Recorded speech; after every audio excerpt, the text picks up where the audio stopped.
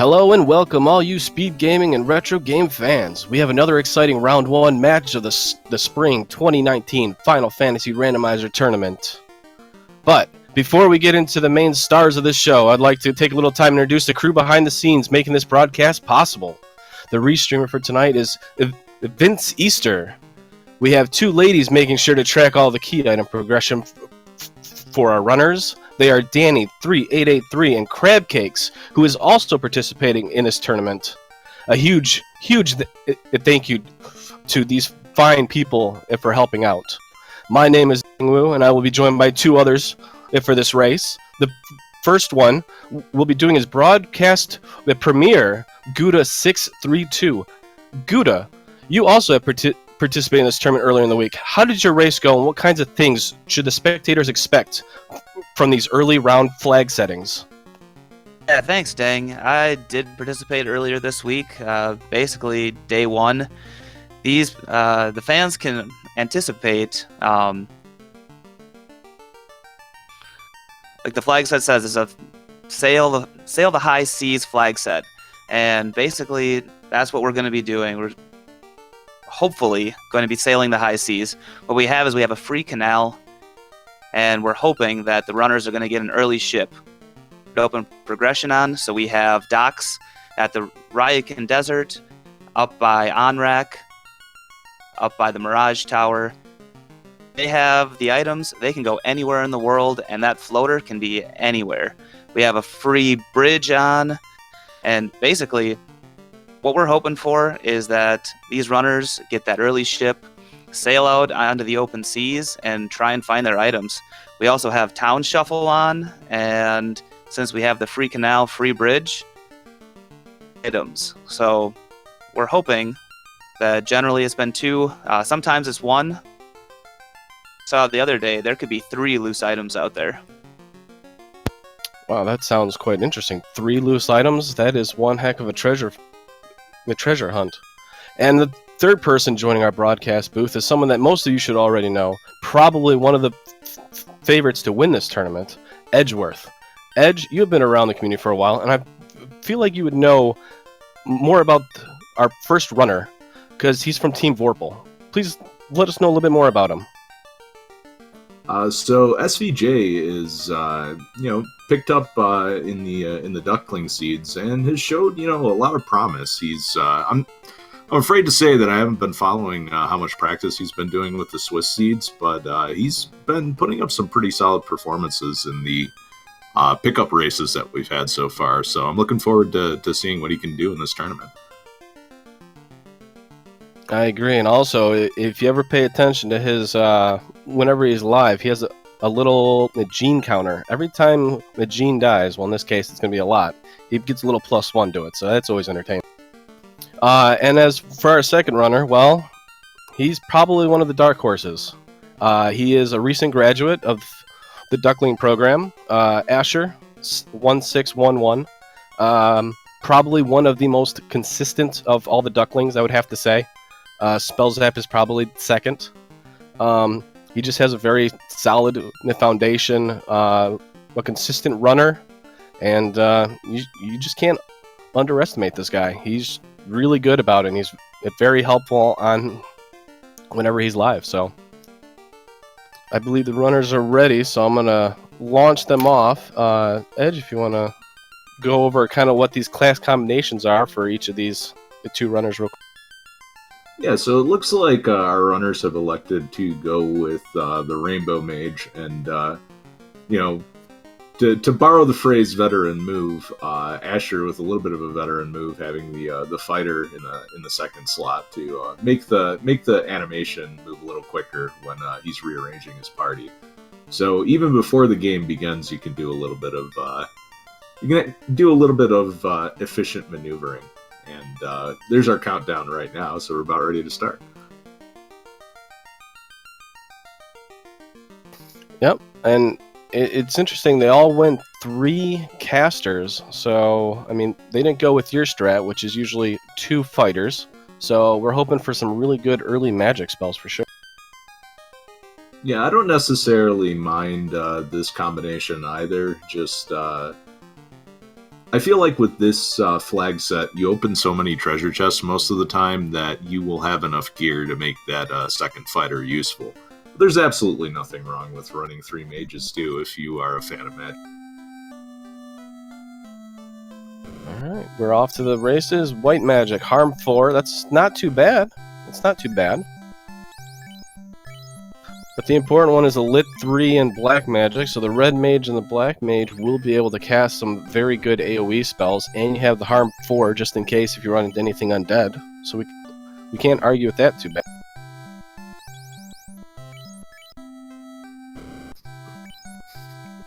Somewhat cheap iron armor, long sword, not great, but it's a little expensive. You can't really make use of it too badly. Aguda, what would your play be in this situation right now? Well, we did just see the cube at the item shop, and unfortunately the cabins were a little expensive, so they're not going to get a chance to save outside of the Temple of Fiends. But we're hoping for a long run up to the Temple of Fiends, take out Garland, maybe see a couple of chests that are up in the Temple of Fiends, get some gil, and go buy that cube right away since we know where the vendor item is. I actually missed it. How much was that cube? It's actually really cheap. It was only about 4,400 gil. Not too bad at all. So the runners are going to come up here. Looks like SVJ is going to try and take on Garland. It should be relatively easy with lit 3. Asher goes in the bottom left treasure chest, gets a heal potion out of it, and poor little Garland gets taken out in one spell. He almost put up a fight. The king gives us the incentivized ribbon, and Sarah gives us the crystal to start. Edge, what does that tell you? Because the incentivized ribbon is very, very nice to find early. I mean, not only for the magic defense, but for the information as well. You know now that the 2 loose items are going to be significant items, and you got to keep an eye out for them. And as somebody had pointed out in chat, ETAP, the good thing about the crystal is now you have a reason to go check that Matoy out as you go check out to see what that Provoca is, because it may not be actual Provoca. It could be Melmon, or it could be Lefang. And I didn't see SaintVonJester check any of those Temple of Fiends chests either, so he hasn't done that. So we get our first look at Matoya here. Ooh, Mage Staff. That's actually really good. Now he can give it to his White Mage for extra clear, or he can give it to his Fighter for even more clear that way if he wants to Dan his White Mage, since they don't have very much right now. And dang, this is what we get with the shuffled fetch quests. We can get fetch quest after fetch quest. We saw Matoya just give that herb.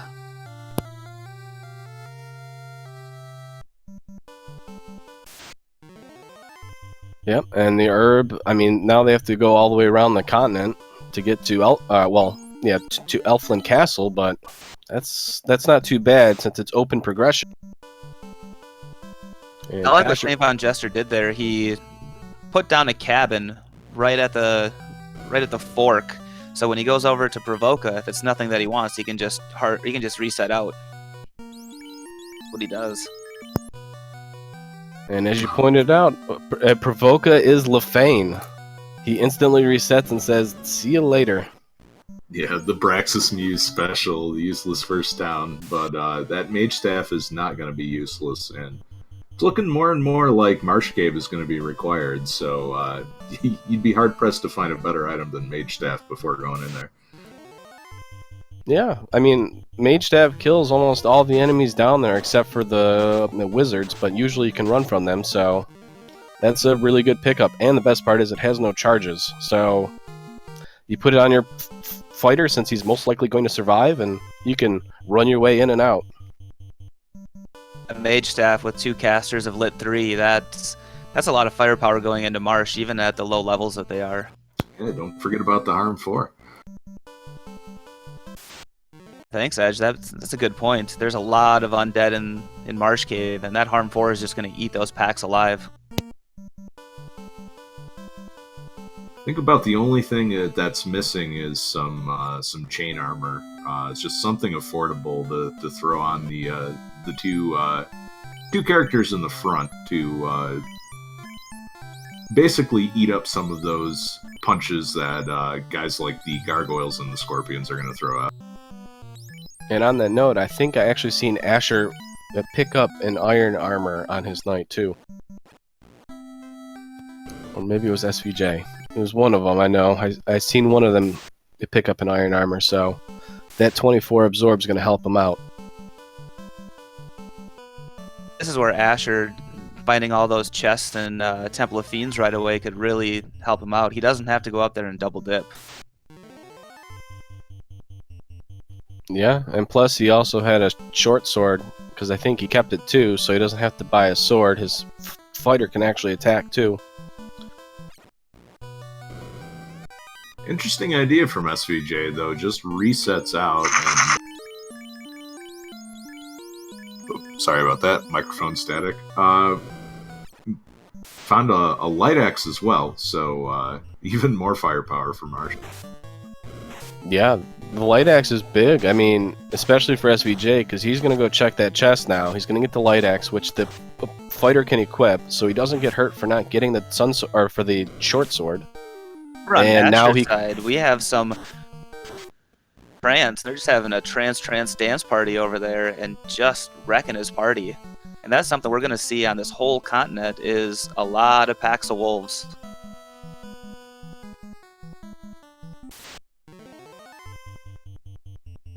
And you also have to be careful if they do an early Earth Cave for whatever reason. If they get the rod early and they try to go down there too, there's wolves down there. So that could be early potential wipes down there too if they try it. Yeah, and I can see why Asher was trying to make it a little bit further without using a cabin. Just rough luck on his end to have both cabins be that expensive in some nasty overworld encounters.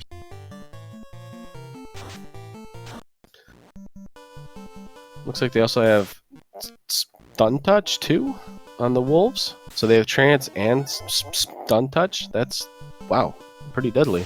And we get our first look at what the herb turn-in is going to be. The spells that I pointed out, we have some thunder ogres that we've got on the side as well.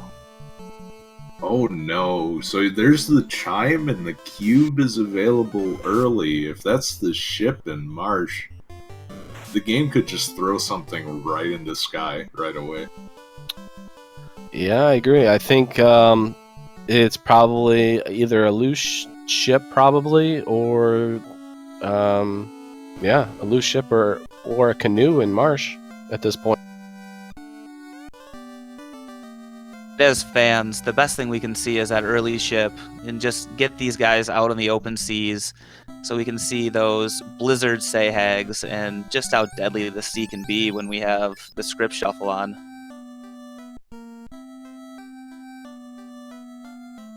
You are an evil, evil man for hoping for that. And it looks like white magic didn't have much. Anti-rub, cure, yeah, nothing you want to keep. But we did see fire through.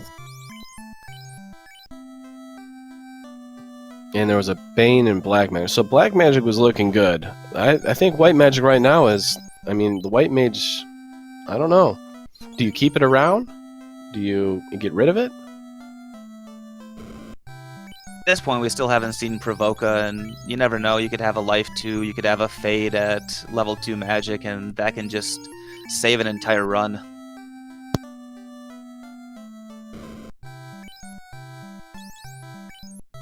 Looks like SVJ had to go kill an Asp real quick to get some money to heal.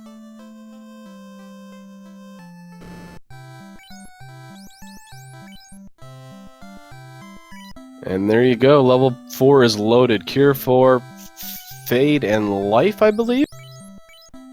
And Fast? Wow, the Red Mage has so many choices. I mean, I know it can't learn the Cure, or no, it's Life, or Fade, but so many choices for that Red Mage. Yeah, and and I would think Fade being at 4 kind of a borderline case for keeping the White Mage alive, but with all the other good stuff at that level, and you haven't seen Provoke yet, probably good to keep him around. Keep on the really expensive camping equipment trip. We had tents for 99, which it's not super expensive, but when you're hoping for those 25 or 15 guild tents, that'd be a lot. And looks like SaintVonJester is making full use of the light axe and the mage staff to easily just to get through this marsh cave. As long as he doesn't run anything with huge clear spells, he should be able to get in and out pretty easily.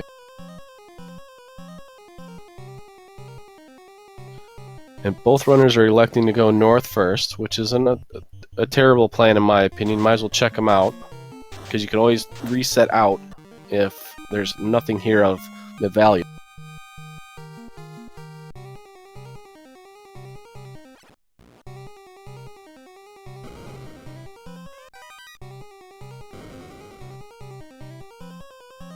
These two runners are in the same location, and as you can see, Asher and SaintVonJester are using the little, not trick, but if you walk along where the door is located along the walls, you actually do not run into any enemy encounters. So for anybody who ever tries this or plays the original Final Fantasy, if you run along those doors inside the buildings, like right where the door is, you don't actually get any encounters. Top half dead, highlight being 712 gold, and that's not even good enough to use the link chest trick to get it.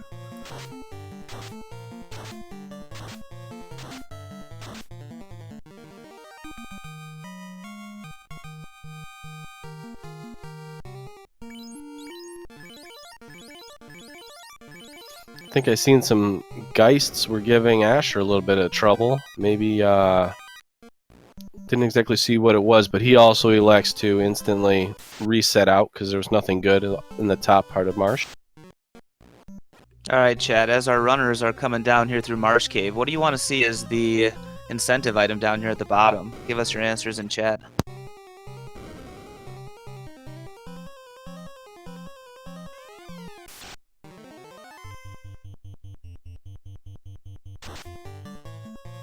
Well, loose item number 1, there's the tail.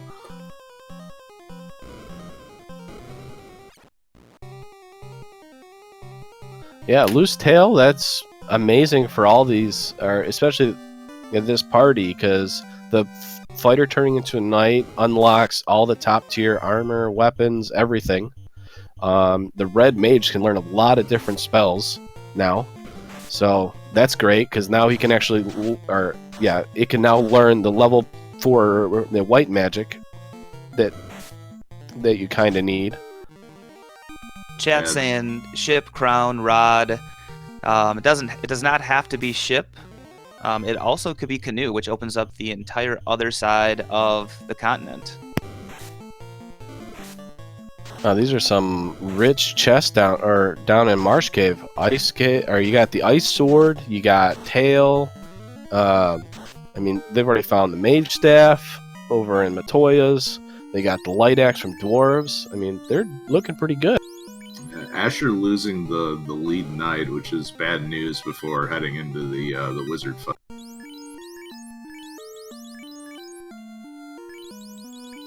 Are these unrunnable wizards, or did SVJ just kind of take the fight? I think he elected to run and then throw Lit 3 out. There it is, the canoe.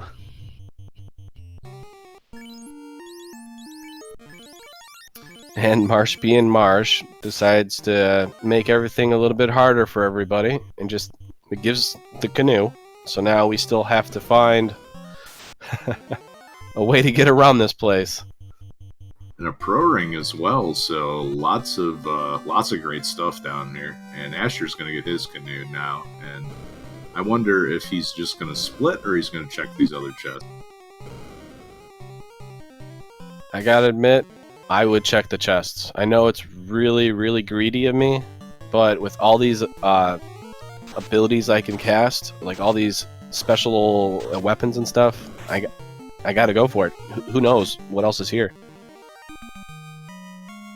Now that we've turned in all of our items and we've got a loose canoe, what's your next play? I mean, we've got ice on the table, we've got volcano on the table.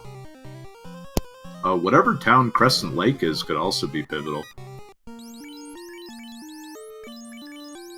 So we do have the old men who are wandering around, the circle of sages, or the gaggle of sages in this point, as well as Bicky the pirate.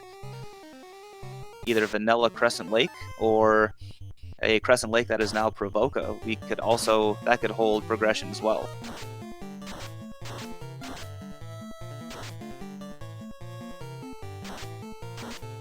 Oh boy, that's another sighting of Trance, and is that on the Medusa script? Because there's a lot of that kicking around. It'll be wolves and werewolves, which, as Deng pointed out earlier, they're both in Earth Cave. Yeah, and Ogres with Thunder in Earth Cave as well, so if an early Earth is on the table, that could be pretty rough.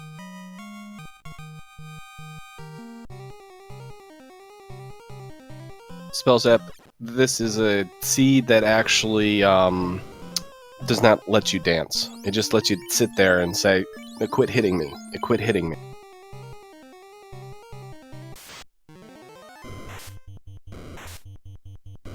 So our first runner out of Marsh Cave is SaintVonJester with all of his characters alive, all the genes. So his boop counter is not going up so far. Somehow he's saving all of his genes at this time.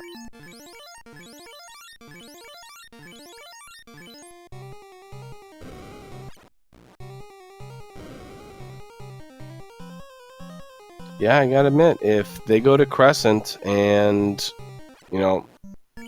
I would be hoping for either Crescent or the Provoca, just for the pure fact that it allows me to have a key item for progression, and it allows me to minimize my risk of choosing the wrong way to go. Because you have the Volcano, you have Ice Cave to go into, and they're both kind of deadly. But we do have ways of countering that with Mage Staff and some spells. Yeah, if you do have to go into Ice, even if Provoca doesn't give you the good item, there's always and it's at Crescent Lake, there's always the chance it might have Warp or Exit, and anything you can do to cut down how many steps you take in those dungeons is totally worth it.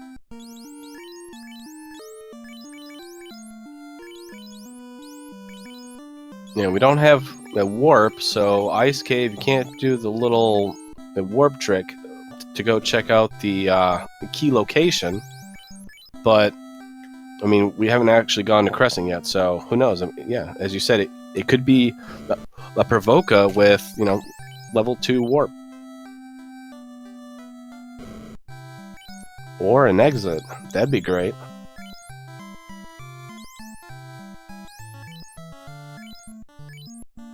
Asher just a little bit short of picking up Fade. Between these flags and the last spring tournament, we've seen a lot of runners head into Ice Cave, either just at the cusp of where they should be leveled or under-leveled, get that key item, almost make it out, and just get stopped right near the exit because they didn't have that warp, they didn't have that exit. Yeah, Ice Cave is always a blender. Anything you can do to take less steps, you do it. Yeah, to answer the question in chat, it's just for this round of the flags. Next round will be re-rolled, and we'll have a new captain and a new band.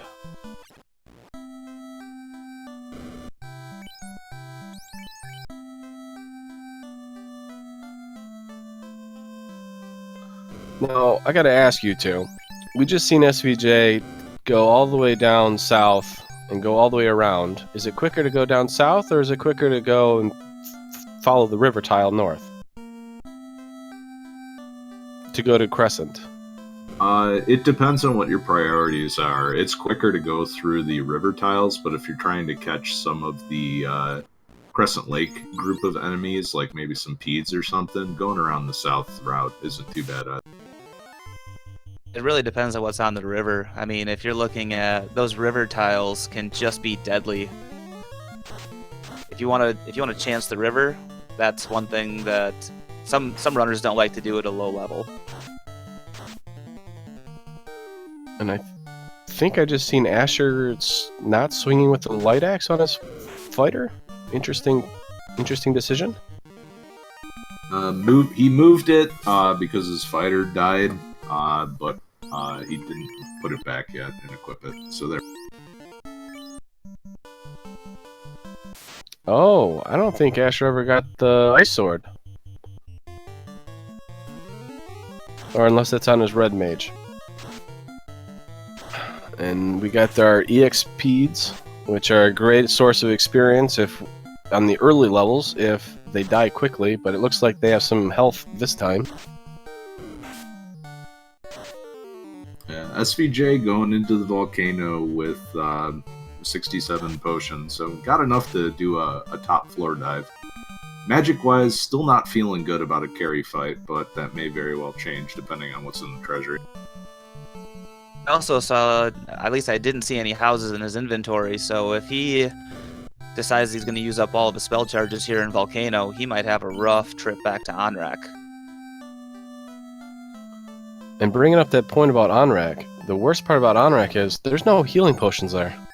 They will probably have to head all the way back to Elflin to get any healing potions to make any sort of dive.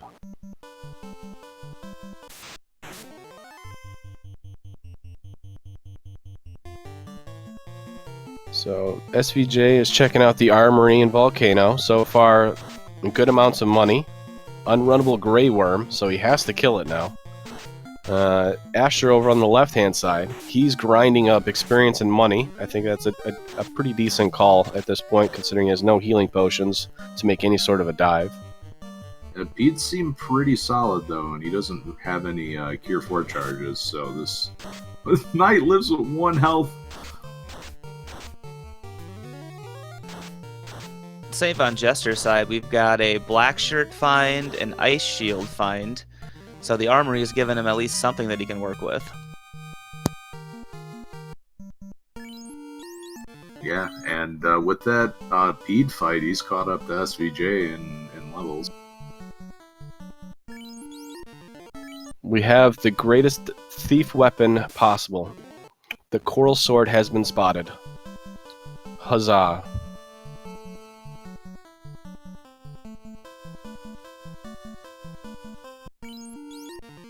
And SVJ is just going to do the full cycle here.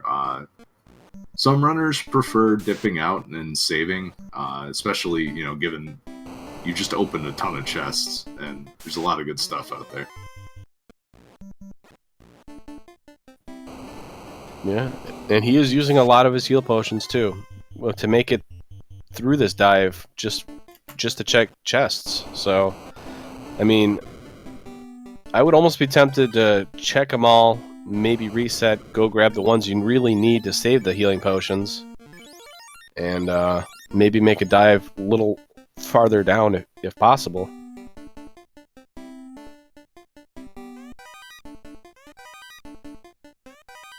Listening to some of the past broadcasts, I know the tournament admin were talking about how with the extended open progression, the wide open seas, we were really hoping to see a lot of route divergence in these seeds.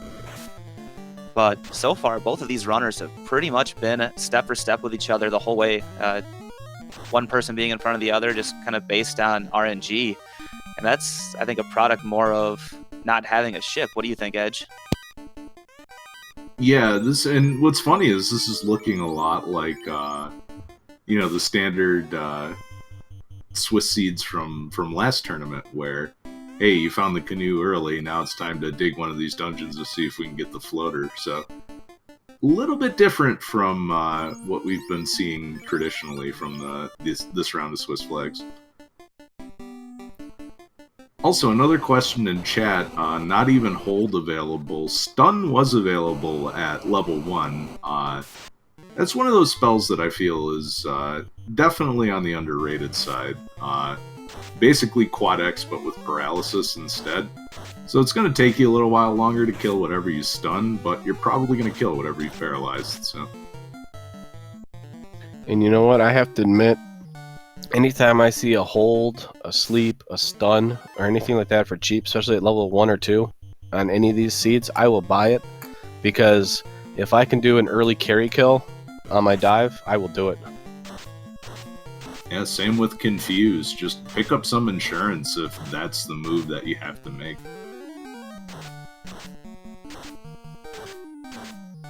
On SaintVonJester side, he just took a 7 muck battle and lost 2 of his light warriors. What do you guys think about that play? It's probably unlucky. I mean, like I said, at this point, although he's gotten some levels now, so if he resets, he loses all those levels, and then he has to recheck all those chests again. So he's probably going to have to go all the way back to on-rack, revive them, and make the trip either back into a volcano, or he's going to go up an ice cave.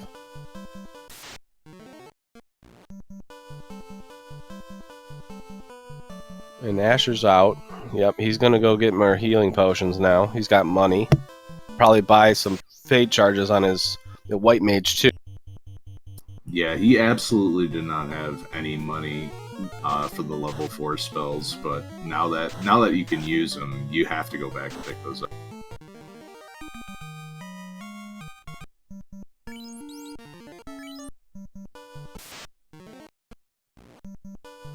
Yeah, it looks like both of them got the same idea. I mean, SVJ obviously is down to 2 members, but he kind of was forced to exit out, but he's going to come back. He'll probably get the fade charges too, and his cure 4s, and whatever else he needs, the fast and the black magic. SVJ taking a little bit of a risk unless he really knows this encounter table right away, because he took about 7 steps outside of Volcano before he popped up his tent to save it. We've seen a couple of times so far in these seeds, in these runs, where runners have taken 1 step outside of either castle ordeals and just gotten pummeled by an enemy.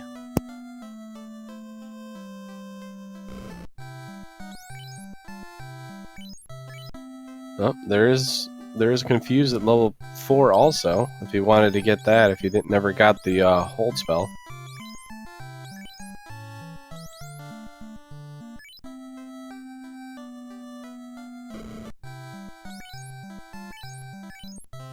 Both runners realizing that Fade is white mage only, but the red wizard, once he promotes, will be able to learn the cure 4. Well, will have cure 4 and the what was the other spell?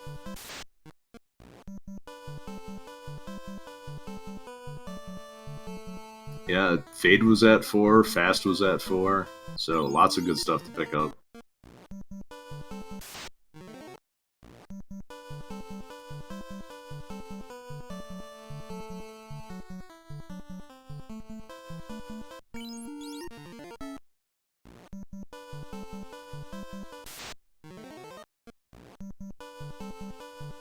As we're approaching the 30-minute mark of this seed, we've got the king had a ribbon, Sarah had a crystal, which turned into the herb, which woke up the prince and gave us a chime. Was loose in Marsh Cave. Marsh Cave held a canoe, and we have a cube for sale in Corneria. Pick up that cube, we'll have the Mirage Tower and the Sky Castle both open to the runners. On the southern continent, without a ship, without an airship. That's where we're sitting, everybody. Yeah, it's a very interesting the predicament. We got Asher making a move, going into Ice Cave. I mean, he's got the spells, a lot more spells now, plus he's got the Mage Staff. He's probably looking pretty good as long as we don't find anything with Blizzard, Thunder, anything really deadly. Zap hoping for Oxyale and Ice, which that would just be evil.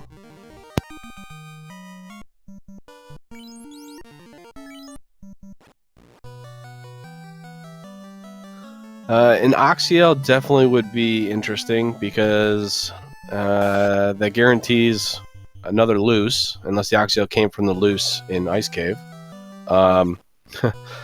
Which then means everybody's going to be checking Sea Shrine or the bottom half of a volcano for that loose item that should be the ship or floater at that point.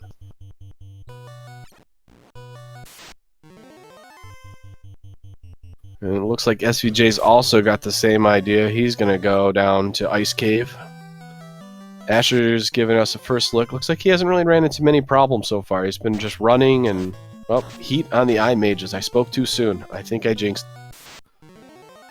It's only bad news if he doesn't have a lot of heal potions. It's not going to kill him, but you are worried about the attrition. Yeah, especially if they ambush you. That was 8 of them. If they all just casted heat, that's a slow... I mean, not only does it slow you down, but it also... yeah, like you said, it just wears you down. And a Thor pickup in the Mage Trap tile. Another a clear item, or magic item, to help clear out stuff. That's always nice to pick up.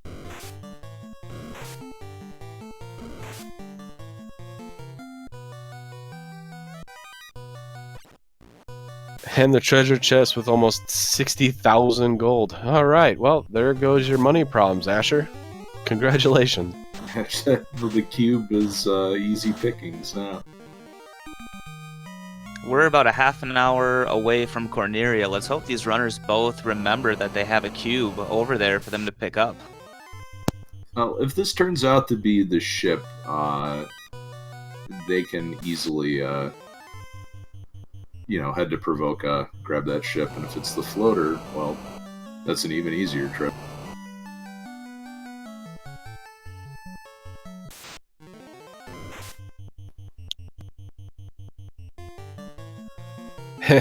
Yeah, those white dragons definitely didn't look white at all. They were definitely red dragons. I think they got confused on where they're supposed to be.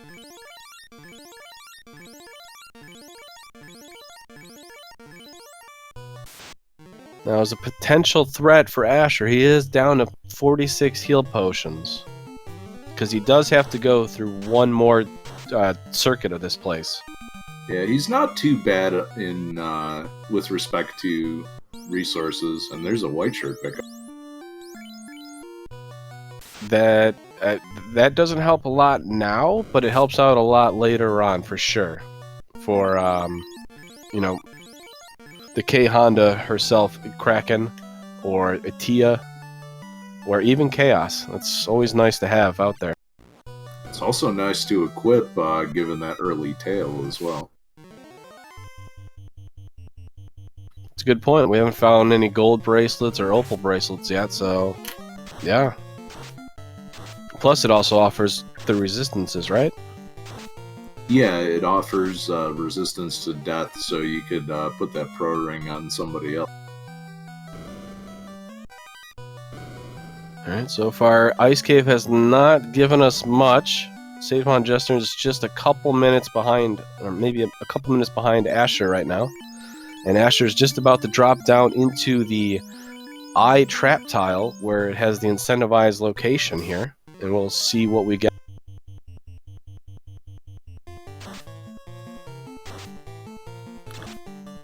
Oh, we have an eye with more than 145 health. It's not terrible. Oh, now it's over 200. Almost 300 HP. Okay, that may not be a grindable location.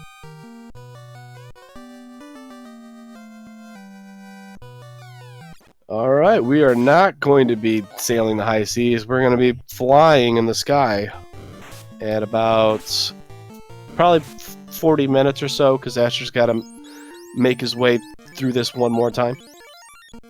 Well, that means if the ship is loose or the ruby is loose, our runners could be in go mode, so expect to see a frantic dash to check out these incentive locations. You know, I gotta admit, I would almost be tempted to take a couple more cracks at that eye. Just for the pure fact that it didn't do anything. And I know it had a lot of, like, health, but I feel with your special items, you could just kill it and gain a couple experience over, the 2 turns.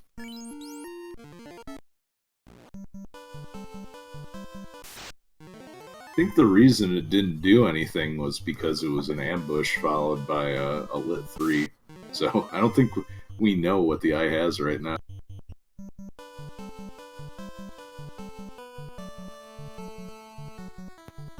Oh, come on. Are you telling me the eye would have something nasty?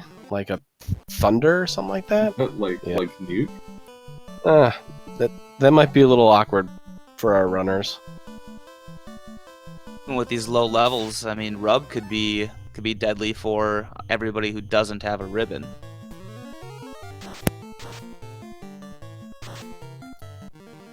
Asher's hightailing it. He made it out. He did the 2 circuits of the ice cave. He did the little... Well, I thought he was doing an encounter manipulation, but it looks like he's just in a bad part of it right now. And SVJ is having a little issue. His black mage is down. So that's 1 boop to the gene counter.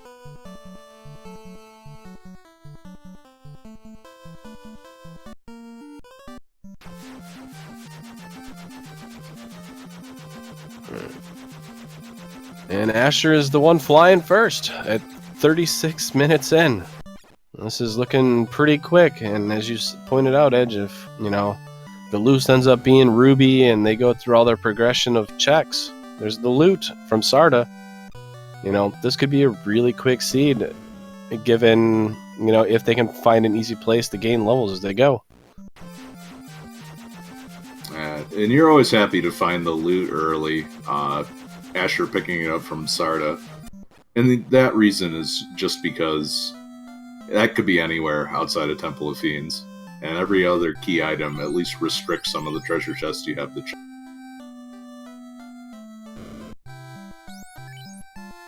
We got Melmon is now Provoca. We have level 2 exit in the 4th slot, which Red Mage can learn once promoted. Ruse can't learn it for the night, unfortunately, but the heal 2 is always a nice pickup. Everything at 2 is night learnable, so Ruse is on the table, but wouldn't be surprised if a defense sword turn. Oh, my bad. Yeah, I think it's at level 1 that slot is blocked.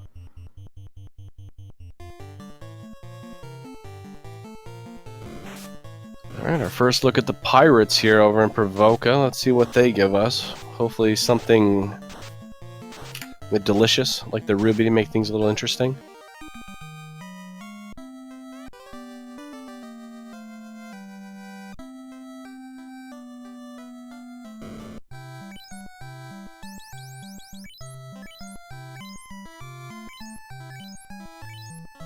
And Asher makes sure not to pull a ding woo and make sure to talk to the pirates after defeating them, because if you don't, you lose out on that key item if you happen to forget about it later on. SVJ is coming up a little bit behind right now. He's about to exit out. Just got to get through these wizards.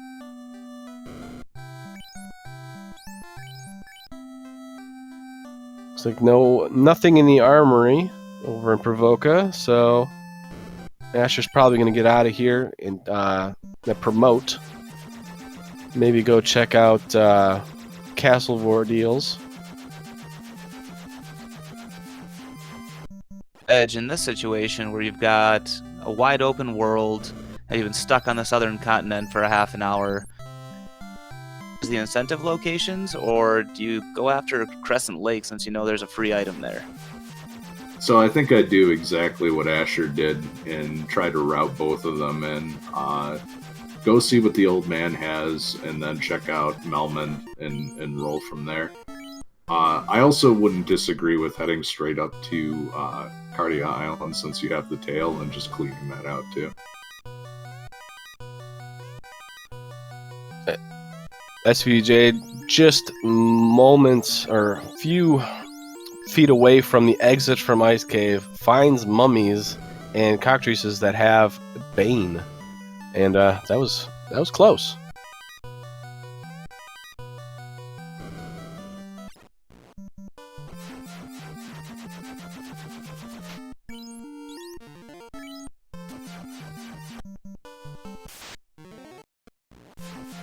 And the cool thing about Asher being up here is he can class change. He can also now check out Mirage. He can do all of Mirage if he needs to into Sky. He can do Castle Ordeals into Sky or Sky into Castle Ordeals. And I mean that's pretty good routing. I would have to say. Asher is doing a veteran move here, doing his save while he's in the air. So that way, in case there was nothing in here, he could just reset out. He's obviously not going to with a Bane Sword. The other trade-off with saving in the air, though, is if you run into an encounter that you don't want to take while heading to the entrance, it takes you a little longer after the reset to land the airship and get back in. So that's one of those moves where if you've got power cycles, then definitely do that. But otherwise, you might want to think about where you are in the encounter table. And Onrak, I'm sorry, is Melmon with pro rings for less than 6,000. That is a discount. Please let me have that.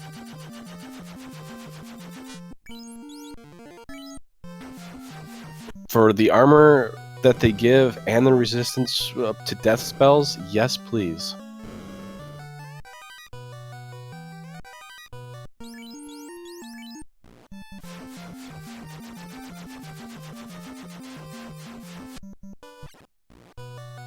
I didn't see much. Oh, there's a Quake, level 5. Yes, you must buy it. That is the best spell.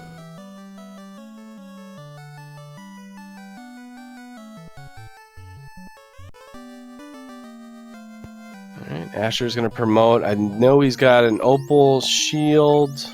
He's got some good stuff to give over to his knight. Plus, then the white wizard can now equip that white shirt, and the black mage can equip that black shirt, which means they're going to be pretty good.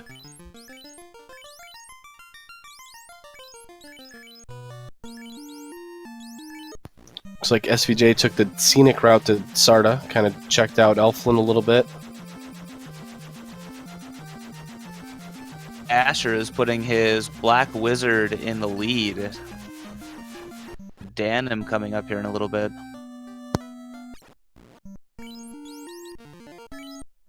It's looking like it. He didn't equip the black shirt, so.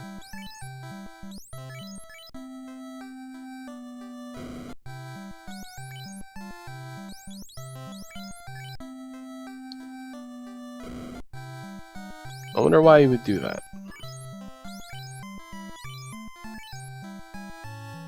Once the red wizard becomes, or red mage becomes a red wizard, he gains access to a whole lot more spells, so Fast and Temper ended up, but obviously those are the ones that you really want for the end game.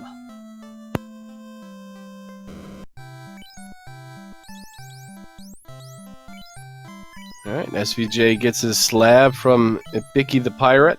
For some reason he plundered a slab and held on to it for some odd reason. He didn't know how to speak the language. It's a free trial of Rosetta Stone. Oh, yeah.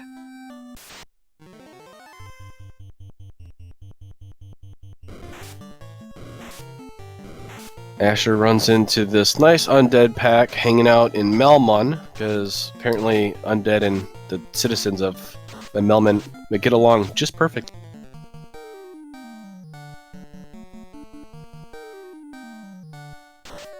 One of the flags we do have on for the spring tournament is the Zozo Melman flag. You can get these packs of undead, you can get another pack of pirates.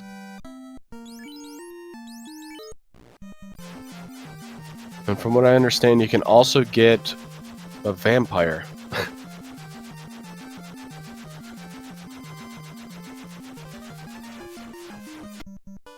The pirates is that is the one that feels the worst by far. It's just a 9-pack of empty calories. Asher goes, turns in the the translated slab to talk to the Lefane people. It gets explosive.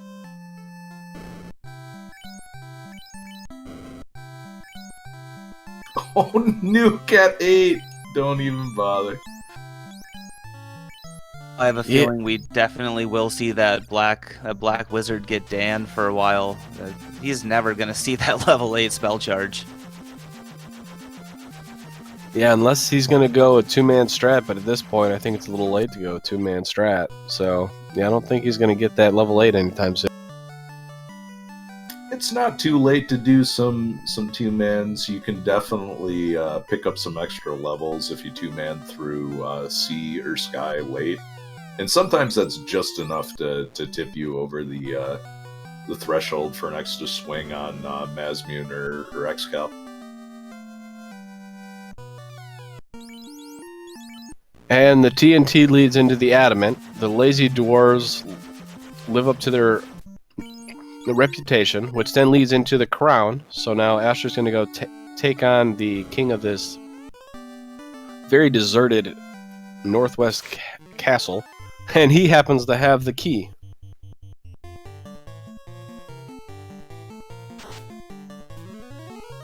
That's got to be the strongest crown that Astos will ever get. An adamant crown.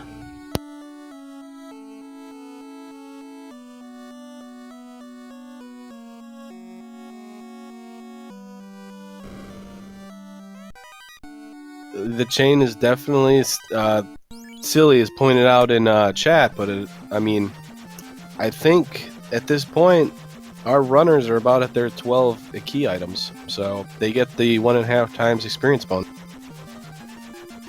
Yeah, always good to find that early, although it feels kind of bad doing Ice Cave before that. Ice Cave can give you a surprising amount of experience if you have the bonus going through. The mages are really good, frost dragons, sorcerers, and 9-packs will always give you a ton of experience. So the levels are a little low for both runners, and they might want to pick something up like, say, Zombles. Yep, Zombles, he's got Harm 4, he's got all sorts of different stuff. He can get some night. Oh, Fade's just killing them all. Fire 3, can't argue with that at all. And we got a bunch of puns going on in chat. But keep it going, because I'm getting quite entertained by them.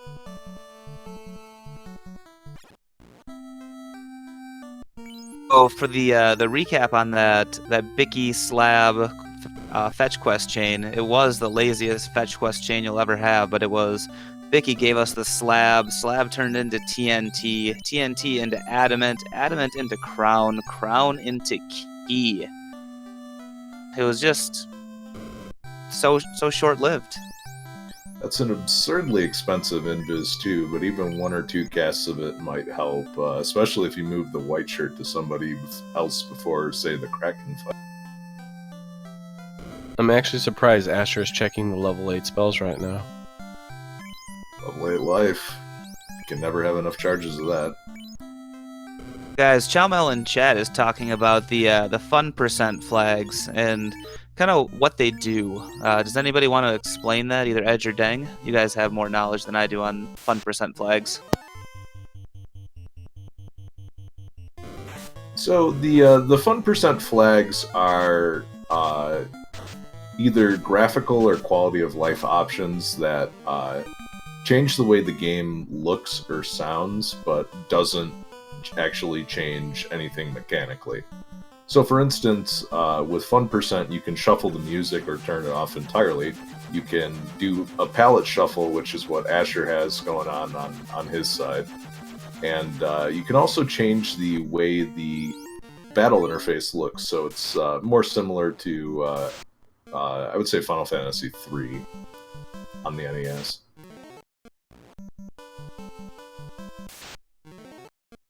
One of the most important fun percent flags, Edge, don't forget, you got Team Tyro or you got Team Steak. How could I forget? It looks like both of our runners are hanging out in New Crescent, which is old on rack. So this will give them a key item and move along to see what is, because they're still waiting on one more loose item and they don't know what that is yet. Both of the runners picking up wall, which just seems like it's probably going to be needed now at this point with only one ribbon to be found so far.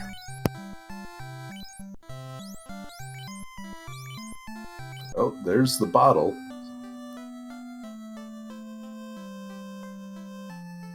Yeah, that definitely doesn't give a whole lot of information, but as SVJ is doing, I would definitely do waterfall and then turn in the bottle. And hopefully by then you'll have a good idea of what's left over still. He doesn't have as much information compared to Asher, I believe, because he hasn't done the chain quest yet.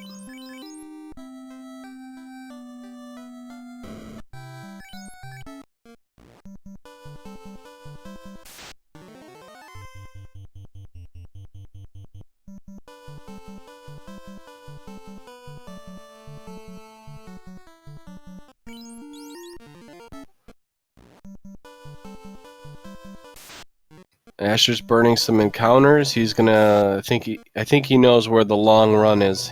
He's gonna catch up to SVJ pretty quick.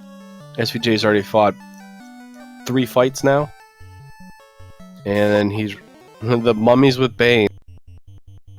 Oh god, and not nearly enough in the level department to cast Life or Life 2, so that's gonna be a reset.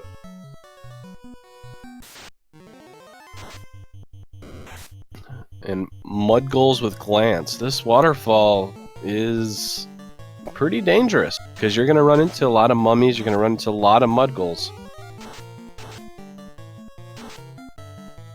And somehow the unarmored black mage still alive.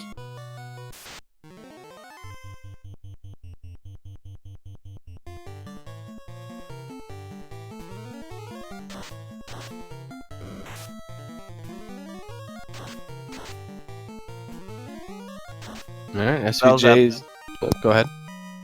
This spells that points out those mud goals are absolutely horrifying, and on top of it, they just cast terrible spells onto you. It's not something you'd want to run into. Now, the thing that's hilarious about this is we know mummies have Bane. And guess what the trap tile is? You got it, everybody. Mummies. And looks like they both, that's a lot of mummies. This could be a potential RNG fest of hope that your guys go first.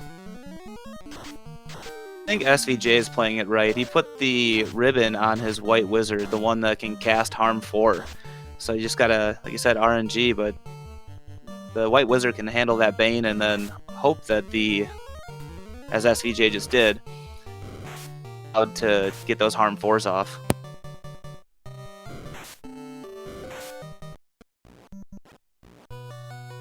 Oh, there's the second ribbon. Where were you when I needed you earlier?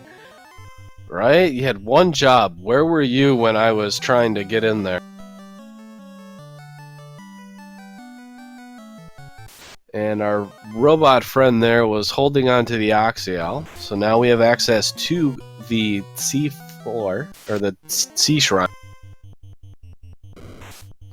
So that opens up some more stuff, but as I can see from SVJ's key items, he still doesn't know a lot of the information yet. So he might dive C Shrine checking everything, or maybe he will do the slab turn-in, and he'll get all that information, and maybe then he'll be able to bypass a lot of chests. Though we are still looking for that rod. You're almost an hour. We're almost an hour in here. How are you feeling with no orbs lit, most of the key items, but no endgame sword? So the endgame sword is the thing that I probably feel the worst about right now. Although not having any of the 4 really nice armors for the knight also feels kind of bad. but having no orbs lit, that seems to be fairly common. It's either, by this point, you've either got no orbs lit because you found a ship or floater early, or you've got one orb lit because it was really convenient for you to go through Volcano and full clear it. So, right now, I don't think either runner is behind at this point. And as Spells Up has pointed out, we have one key turn-in, and that is the bottle. Whatever the fairy gives us will determine if we are going to be searching for that key item, or will it become a race to the finish? Because if the fairy gives the rod, we're off to the races. If it gives the ruby, we are going to be searching. Have we seen ordeals yet? Oh, you know what? You are correct.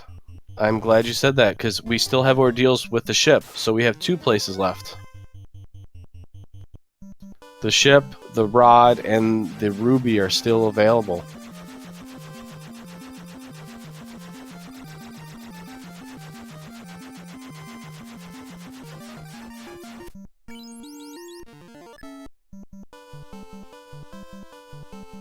This is definitely a good move for SVJ, though. It's going to give him a lot more information than he would normally have had he done ordeals being in the on-rack area. Yeah, I think so too. Because now he can go turn in the bottle, and he'll do that. And then from the bottle, he'll be able to go to ordeals and do it that way.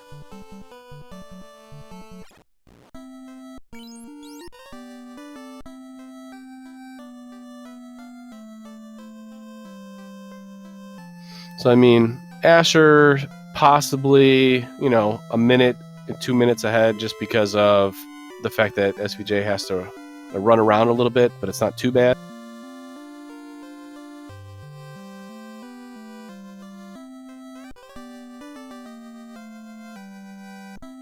Here's our ruby. Enjoy your gem sandwich. Okay, I mean, that's not bad yet. Asher still can do ordeals, and that is our last key incentivized location. So, he can go check that out. If that happens to have the rod, then we're in go mode. If it's not, then we're hanging out. But of course, we don't actually have a late game weapon, minus maybe the Bane Sword.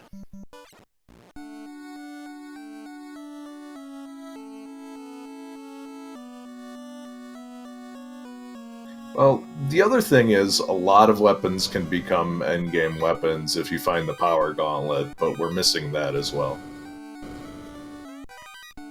And I believe Temper was level 7, so it's not like we can use our casters to really boost them up either. So you're talking about a lot of turns you have to do to boost up your knight's attack. Yeah, it's a defensive setup for sure that you're going to have to go with in Topher.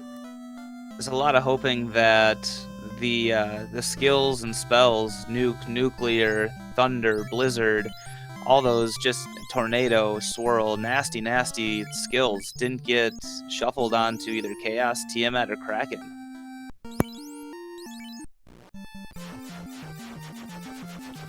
Yeah, that's the only downside of having or to rely upon the power bonk, because not only do you usually have to do the defense first, but then you also have to power bonk too, and that takes up a lot of turns, which means a lot of spell cast chances.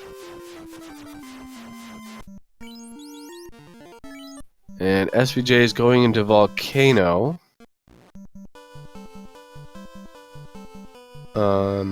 Interesting. I mean, maybe he just wants to kill Carrie and get it done with, or he maybe wants to do an Agma grind, if they're easy, or a Red Dragon. With Fade charges, he can, and I believe that's an Ice Sword on the Knight, he can definitely chip away at Carrie and do little chunks of damage. If he finds a really good sword in the basement, that's also going to help too. Yeah, true. And like you said, it's on the way, or well, it is on the way to carry too. You have a bunch of treasures on the way. You check them all. You know, you might get the loose item. If it happens to be the rod for what you need, hey, even better. Now you're in the lead. And with all these lava tiles that they have in the volcano, he's not really advancing his step count a whole lot, so he just gets to get essentially a lot of these chests for free. To the question in chat, yes, we have one loose item. We're still looking for rod or ship. I mean, we're still looking for the rod, obviously, but the rod or ship is out there still. And Asher going into ordeals, which I like the move a lot. Yeah, I agree with that. I would rather get the information and then I can make a play off of what I know of. But I think SVJ is making a gamble here, and I mean, it could pay off. Asher is having a great time with these shuffled pillars.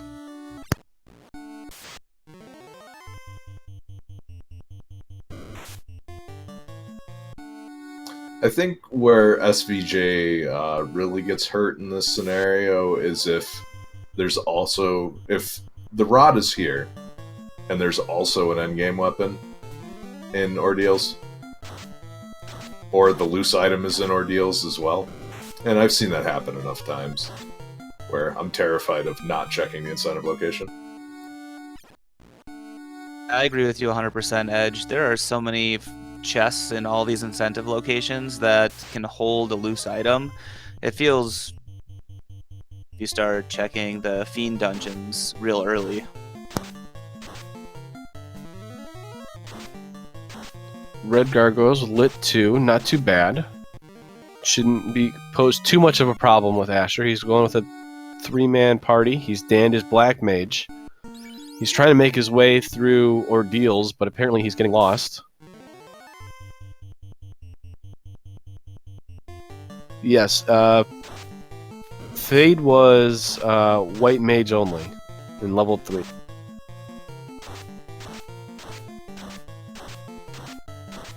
Or I'm sorry, level 4 magic. White Mage only. Question, have we found Temper? Temper was 7 at Onrak, I believe? Yes, I believe that was where it was at.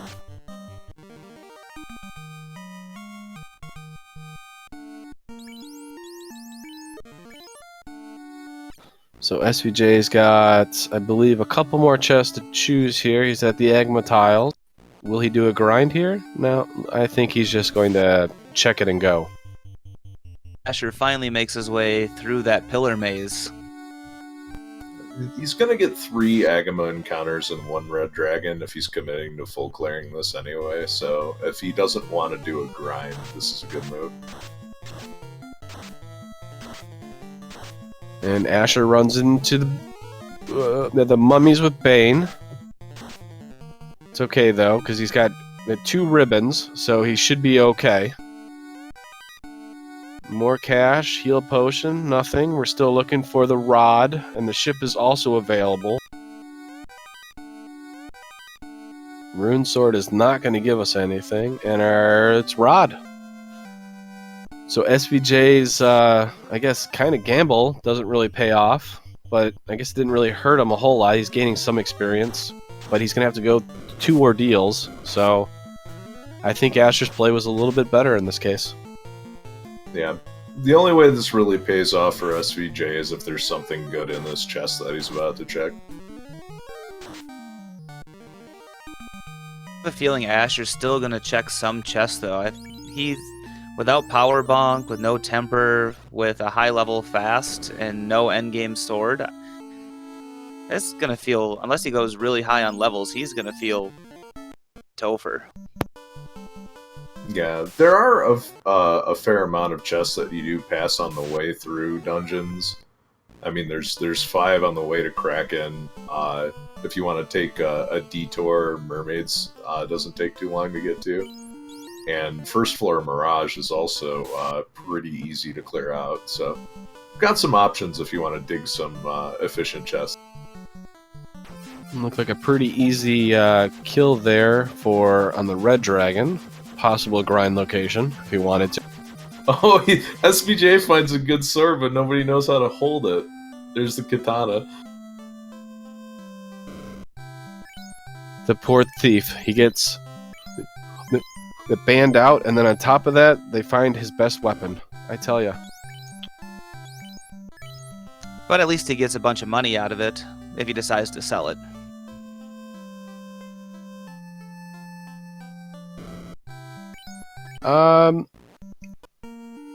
I mean, for in chat, I don't think Asher really needs to check that many chests. I think he can make. You can make use of the ice sword. But yeah, I guess without power bonk, temper. Oof, yeah, you're right. That might be a little tough to do it that way, but I mean, I would probably be a lot more welcoming to checking the Mirage and Sky first.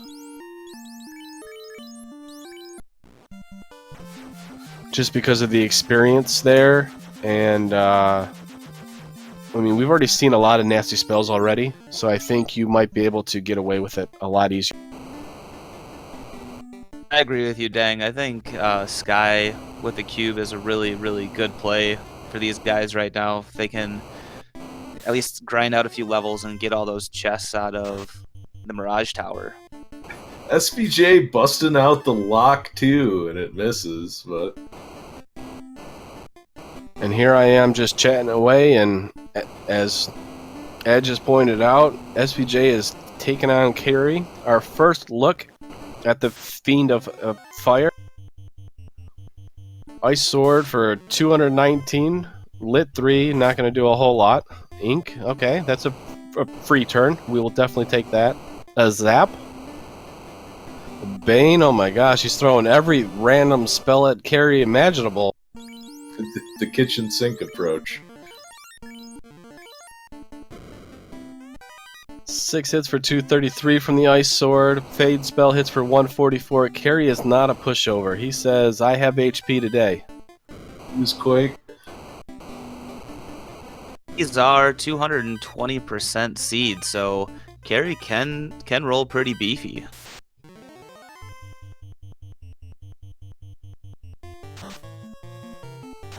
SVJ is definitely throwing everything at it. Another 6 hits for 220. Finally, we got our first orb lit. Carrie is down. SVJ takes an early quote-unquote lead. Yeah, and Asher is still digging for these chests, so SVJ not too far behind, and he was in the neighborhood for ordeals, but just gonna keep going. It looked like he paused his airship right over where he was going to land, and he said, I'm going to go down here and check this. Maybe you remember that mummies were in ordeals. He's so terrified of the mummies, he doesn't want to go to ordeals. Gotta get that Aegis shield. I'm actually wondering, is SVJ... Oh, well, I was going to say, would he have done a gamble? Kill all the fiends and hope that Ordeals has it, then go back. This makes sense if he hasn't turned the bottle in yet.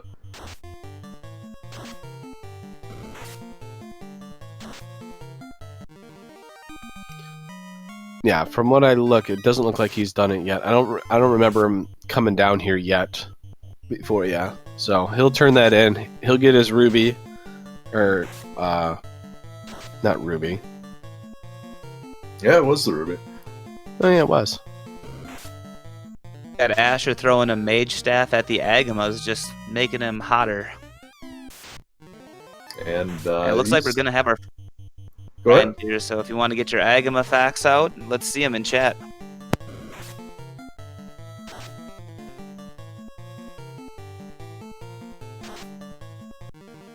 I mean, he's packing double ice swords, so it's not too bad to get some levels in here. And he just trolls us and goes off. Alright, so SVJ got his ruby. He now knows that there is at least... Rod could either be loose, or it can be over at Ordeals. So I would assume he's going to go to Ordeals. He has to be careful of the mummies there, because they have Bane. Mirage has not been dove yet. So he may do a full clear of Mirage, too. That is a possibility. Thinking, maybe take a gamble thinking that it's loose. But I think he's going to go to Ordeals like he is now. Asher hits 6 hits for 309 on carry. He's going to light his orb here shortly, but it's not going to be an easy fight. Fade for 268. Carry tries to swing back with his wet noodle for 68 damage. Another 6 hits for 269. While Asher is here fighting carry, SaintVonJester is heading over to Ordeals, so they essentially just flip-flop the dungeons they were in. I'm a little disappointed by Asher. There was no Quake casts. Very disappointed in him. So orb count is tied up 1-1. Both carries died or has been killed on both of these both runners. SVJ is a little behind. He doesn't know where the rod is, but he's going in the right location. Asher looks like he's going to Melman to recover, maybe pick up some spells. Nope, he just went to recover. And maybe go to Mirage. Yep, that's his play.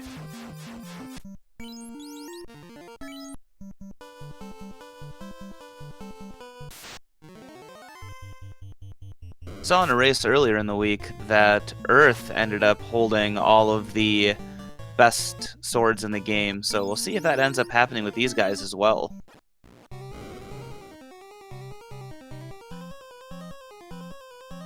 Yeah, I would say I expect Asher to check some of these just for that odd chance of Masa being here or Excalibur.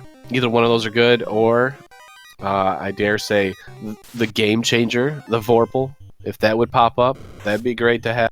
Do you see Wilkliosis out here in our chat? I'm sure he's going to love some Vorpal love.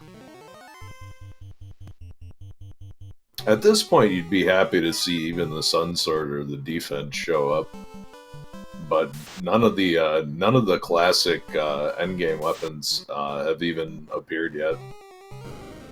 Oh, Asher with a Tyro and just resets out of it. Come on, Asher. We're hungry. And you know, that's the second the Tyro fight he's just ran away from.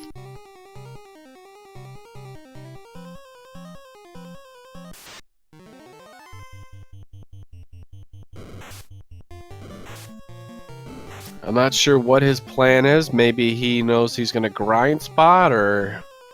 I don't know. I mean, I think he needs some levels still. Haven't actually looked pointing out in chat, Cat Claw is for sale, so we might end up with some Cat Claw strats at the end of this, because that could be the only endgame weapon that these guys end up with. Oh, here come the Bane mummies. Both runners run into the Bane mummies, and they wipe out at least 1 to 2 members of each. So now they're both down to 2, but they do have life spell.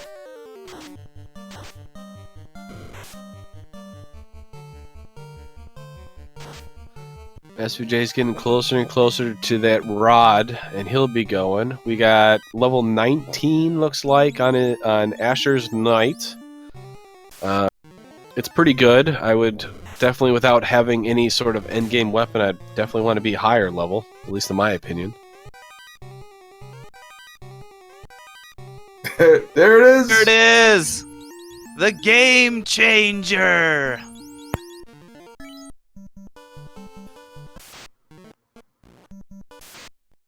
Seriously, with Thunder Edge, I had to try and do my best Will impression. No worries. Definitely one of the games that, or one of the swords that you want to see to finish the game out with. So it's gonna go right on the night, and unfortunately, it's Melman, so everyone stays dead here.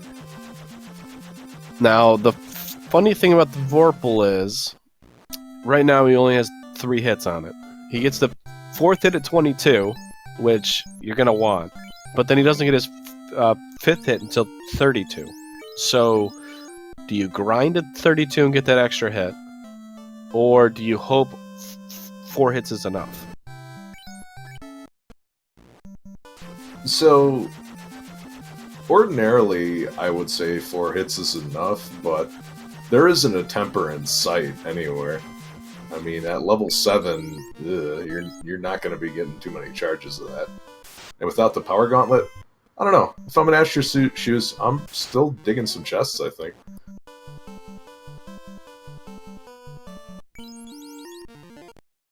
You can put that Vorpal on the Red Wizard, and then you have 2 guys. Some massive damage in melee. I mean, do you want an angry Wilkliosis? You just said a Vorpal and Red Wizard. He would probably find a way to hop into this commentary and yell at you right now, if we're even mentioning that. And sometimes you gotta do BSA, man. Best sword available.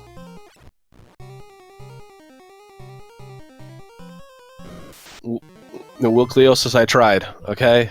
I'm just gonna have to walk away from this. You do your thing to this guy. I tried to help.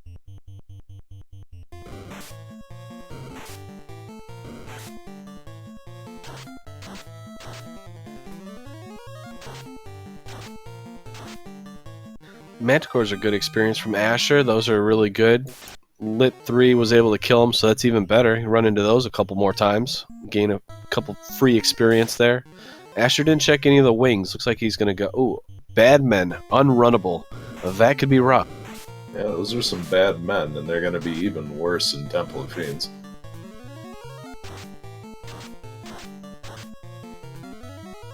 Looks like so far they just attack.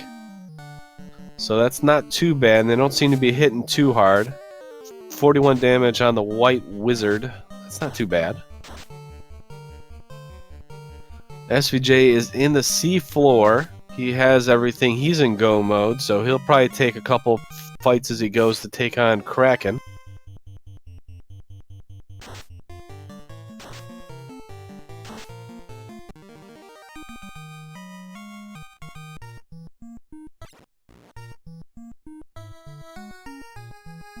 Yeah, Asher's just booking it. And SVJ, yep, 3 more chests to check.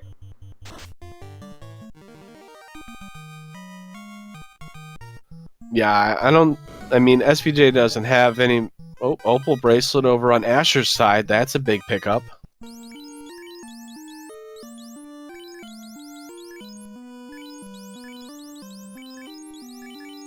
Yeah, because right now, SVJ doesn't really have any spells right now. I would assume he's going to check the Mirage one for sure.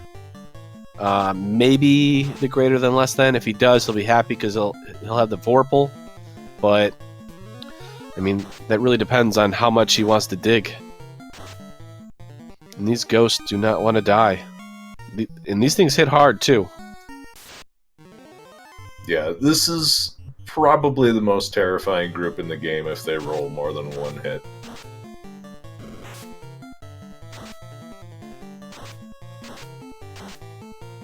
Oh, that's an Excal. So now SVJ's on the move. Yeah, that's looking really good for SVJ now. He's got Excalibur, which is basically exploits any weaknesses that any of the enemies in the game have, which is everybody except for Chaos. And so it gets an attack bonus for everything except for Chaos. So that's really great, especially without having any temper charges. So I think that's really good, because I don't think Asher's going to check any of those chests. I think if Asher gets out of here with nothing else besides the Vorpal, he might just be in go mode. It's an hour and 18 in. He's got 1. He'll have 2 orbs. What do you think, Edge?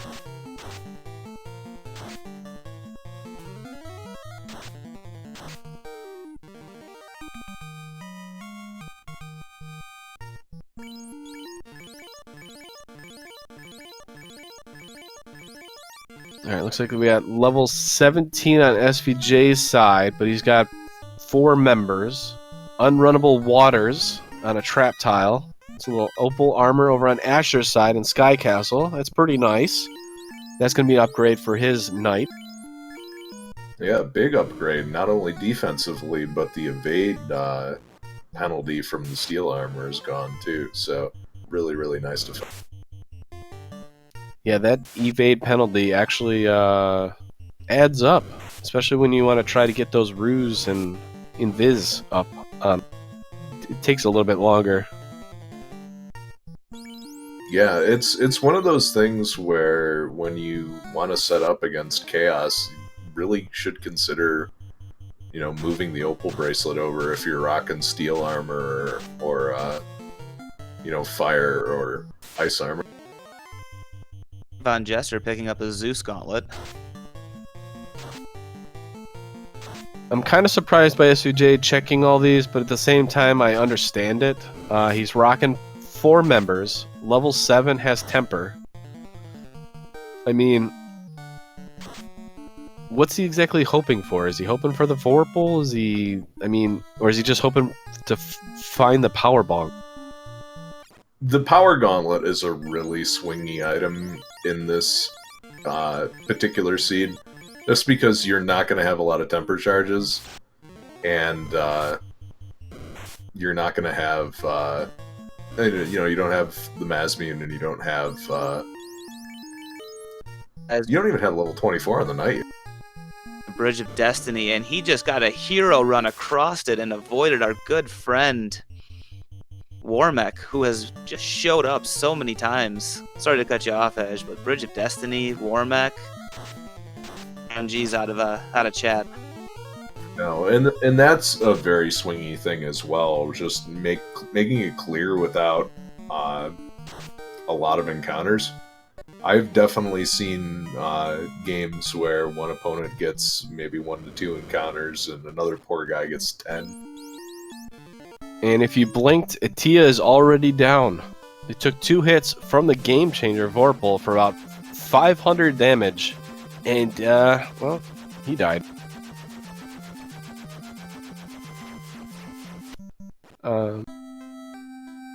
Alright, so for the,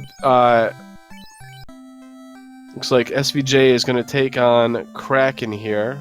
Once we get Kraken killed, we'll do a little recap for everybody that has just joined us.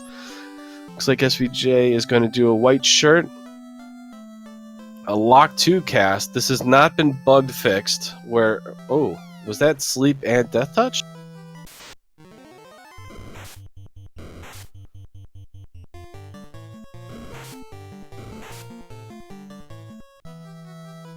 I think that was just a really big hit by Kraken on that Black Wizard. It was over 300 and some damage by Kraken. By ETAP. Kraken just takes his own sacrifice, but he goes down real quick to that Excal. It's his second orblet. So we got 2 orbs on either side. Carry and Kraken for SVJ, Carry and Tia for Asher.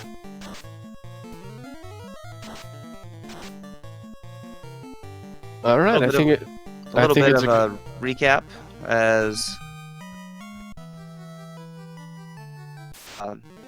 so, we had a canoe in Marsh Cave. We had a loose tail in Marsh Cave. The Ice Cave held a floater. Ribbon. Sarah gave us a crystal, which turned into an herb, which turned into a chime. And Corneria for about 4,500 gil or gold, depending on which game you're in. Area.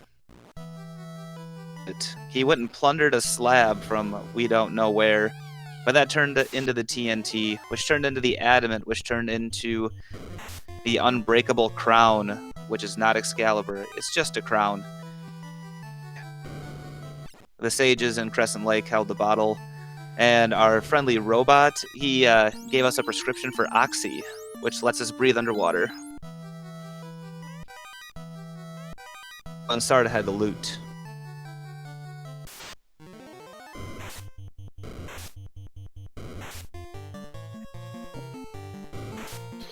We also learned mummies have Bane, which gave a lot of trouble to people. And in the early game, the wolves had Trance Revolution. So we had a couple resets early on that caused wipes from both runners. Looks like SVJ is checking out the mermaids. I think he's still looking for the power bonk. We don't have a Masa. Oh, I missed the Masa site. It was on mermaid side, so that's a big pickup for SVJ. And the ribbon was also in mermaid, so SVJ taking that mermaid dive with the Joker's ladies is really paying off for him at this point. Yeah, he now has 3 ribbons. Asher has 2. At this point, I know he's looking for the power bonk. At some point, you gotta go. You might have to make that a risky dive at a Topher. I mean, without the power bonk. Feel a little safer when you have Excal on your knight and Masa on your red wizard, but he's got to go. He's got to go pick up that Vorpal, because then he'll have Masa, Vorpal, and Excal all on his light warriors, and he can just swing away. He really needs to pick up 24 on the Masmu, and that's going to be pretty important in a seed like this. I have a feeling he's going to check the greater than less than, and he'll find the Vorpal, and he might switch, although if he does an early dive, the Masa's better, but if he's going to grind higher, maybe he keeps with the Vorpal then. If SVJ does find the power gauntlet, really the only thing that saves him is a brutally difficult Temple of Fiends. If Chaos rolls max absorb, it's going to be a long day for Asher. I do find it interesting that when the mummies baned half the party, that they didn't 2-man grind for a little while to get that knight a few extra levels to try and get that 24 for either Masa or a little bit higher for Vorpal. Asher's on Kraken. Kraken hits for 352. Asher responds with 8 hits for 152? Come on, Vorpal. We need more damage from you. Fire 3 into Kraken, that's got to be a miss menu, but the Opal armor has already shown some work. So he's still 2 turns Kraken. We knew she had about 500 health, so it wasn't too bad. But the Kraken with low HP still managed to do 300 damage to his poor little white wizard. SVJ is over by the greater than less than. If he checks it, he gets the Vorpal. I know he's part of Team Vorpal, so we might look into it. We might see the Excalibur until he gets the Chaos, and then he'll switch it out to either the Vorpal or the Masa. Yep, he's going to look because he's hoping for the power bonk, but we know it's not here. Although I don't think Asher checked all of Sky Castle, so...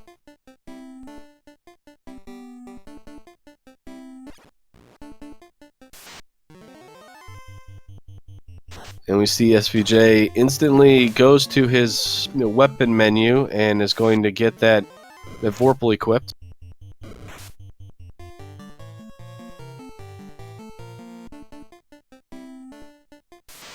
I think Asher's in go mode. I think he's going to do an early dive. He's going to use that Vorpal, and I think he's just going to hope the fasted knight with the Vorpal is going to be able to carry him. Well, we got the deadly mummies with Bane, though he has 3 ribbons. I don't know, maybe he forgot to equip one of the ribbons on one of his guys?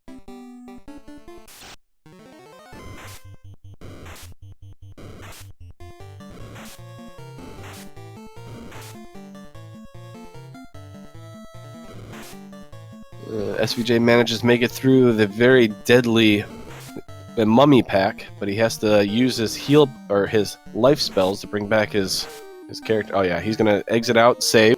I think he did get Bane through ribbon because he didn't go to his armor select screen, so that's unfortunate.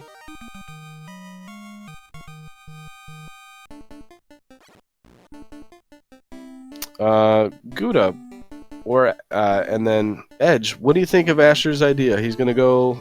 I think he's in go mode. I don't think he's gonna check very many chests.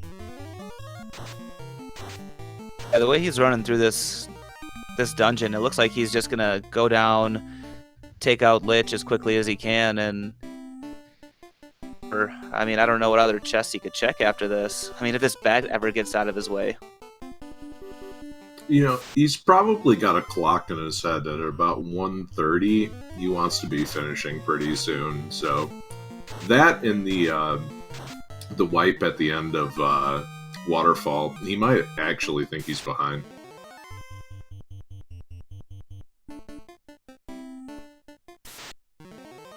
You know, yeah, that's a very good point by you, Edge, because you know, when you take a wipe like that and Waterfall, you have to go back through again. You know, you have that natural tendency to think that you're behind, and sometimes you got to realize that your other racer is going to run into those same issues too. At this point, we're well into the first week of the seeds, and we've had a number of races. And I mean, Crab Cakes is the one that set the mark for everybody with about an hour 20, and that was just absolutely amazing watching that seed. Runners, it's been anywhere from an hour 45 to 2:15 to upwards of 3 hours, depending on Topher. So I mean, at this point, the runners have to know that, especially with a seed like this, where they got stuck on the main continent for half an hour, you're looking at probably an hour 45. Getting worried, in my opinion. What do you guys think?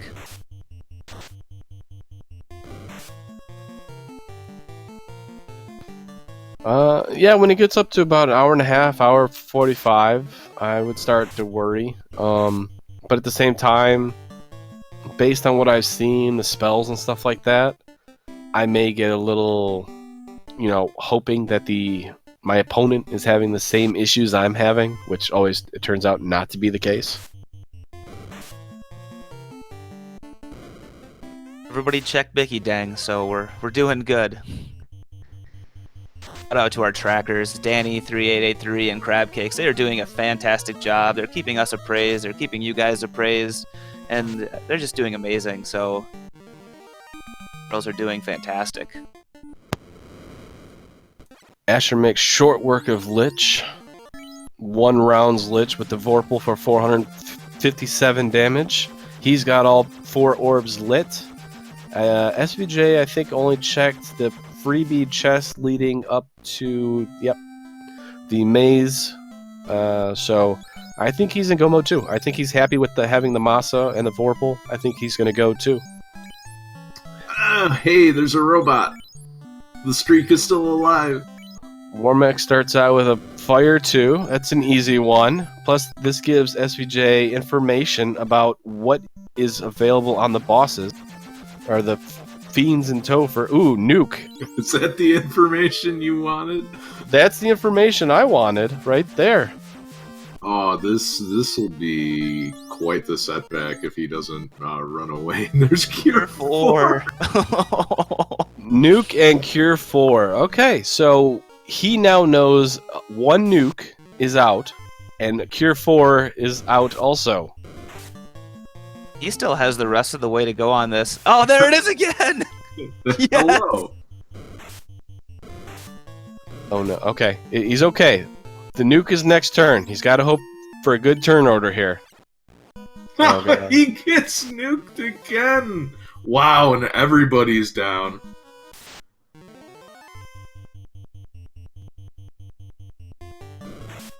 Well, would you like to know the whole spell list? You're gonna find out. That was absolute awful run luck. So Asher makes it all the way across the Bridge of Destiny with 1 fight with 2 nachos that were absolutely delicious, and then just sprints his way up to Tiamat. And SVJ gets not 1, but 2 Warmechs that are spell happy. That was seven run failures off of a level 20 plus party. So not much you can do. Warmech will not be denied. He would not let them run away. He hit his knight for like 500, 600 damage. Nuke and Cure 4. I don't know what his HP is because we'll never know. But if he rolls anything high, nobody's killing him ever. Asher is validating his run right now, and he is about to use that loot and go through Topher. Hey, there's the flame armor. Yeah, it looks like SVJ didn't even go to the greater than, less than to get the Vorpal at this point. He knew that wipe cost.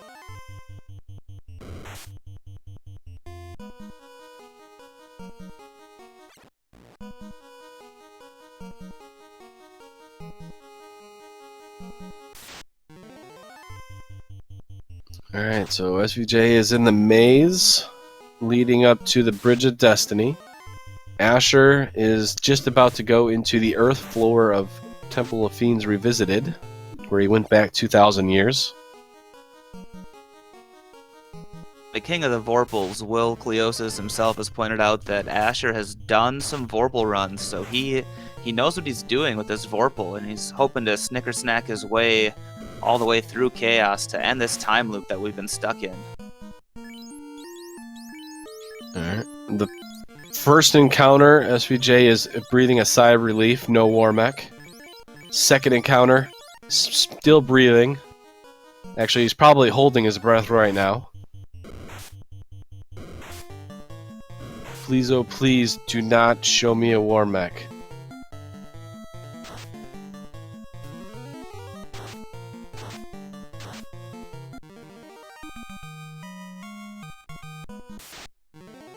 Looks like Asher's about level 24 with his party, so not too bad. He's got the 4th hit on his Vorpal. He won't get his 5th hit until level 32, but at this point he's not going for it. And we're going to get our first look at the Lich 2 on this earth floor. 1 nuke is out, 1 Cure 4 is out. 4 hits, 301. See you later, Lich 2. You didn't put up a fight. I have no idea what Lich has, just because that Vorpal getting the work done. And on SVJ's side, we have low health Tia. We know that. I think it was about 400 to 500 health also.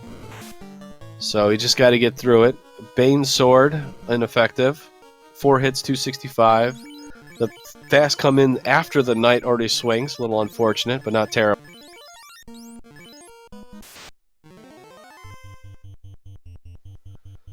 Dark comes out, not going to do a whole lot. Fire 3 is there just to be flashy. White shirt goes out, raise invasion. Oh 8 hits, no! 3 hits, 5 damage on carry 2. The Vorpal giveth and the Vorpal taketh away. That's part of the package that you signed up for. And Fade doing 90. Oh man. 139 by the Vorpal. This is a high absorb. D8, just not getting it done right now. There's some high absorb here on this carry. Out for 45. It's a little beefy and has high magic defense with some high absorb. 35. Just not getting it done. Chip damage away by carry for almost 300 damage to get rid of that carry too. Ooh, that was some high absorb. Let's see what the rest of these fiends have. Yeah, on the one hand, you're happy that Carrie didn't throw any nasty spells at you, but on the other hand, Asher hasn't seen anything too nasty yet, so you gotta be worried that it's coming up next. Asher didn't get to see that Warmech twice like SVJ did, so he doesn't know that there's a nuke that's out of the pool and a Cure 4 that's out.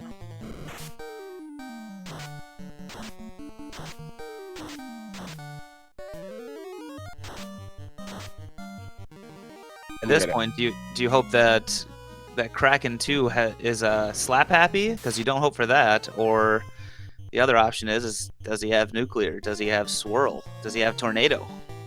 You just hope he has like 400 health. And you bring up a good point about that too, is we haven't seen any nuclears. We've seen a nuke, we've seen a cure 4. And there's a lot of nuclears out there still. We haven't seen. Oh, SPJ with the power bonk. Well, if there's an Asher wipe, this is a big deal, and this is hilarious too because I think Asher checked this chest in a duckling race, one seed, and it made a huge difference because the tail was there. So, not checking the Asher chest this time. Mummy's come back out with Bane and instantly take out his red wizard.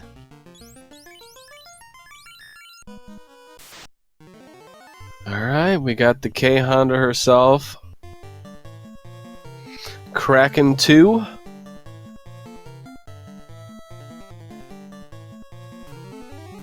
Ooh, early white shirt, that's good. Get the invis up. Ooh, a wall 2. Vorpal, 4 hits, 116. Not fasted, so it's understandable.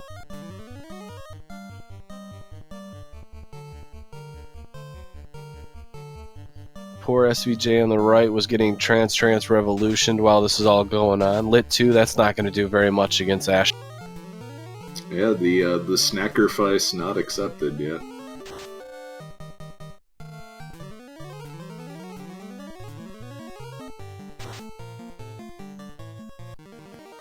Three hits, 262. I would say Kraken 2 had maybe 400 HP. So far, He was looking for is that 400 HP Kraken. That's what he got. We'll see what this Tia 2 has now. He's going to have to kind of do the same thing. He's going to wall up, invis 2 up, 71 with 1 hit. Maybe possibly a high evade Tia. Tornado comes out, kills the black wizard.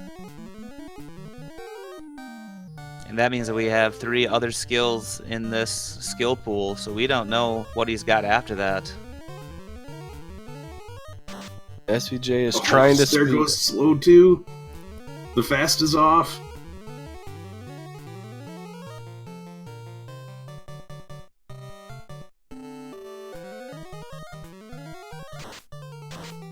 Lit 2 again, not too bad.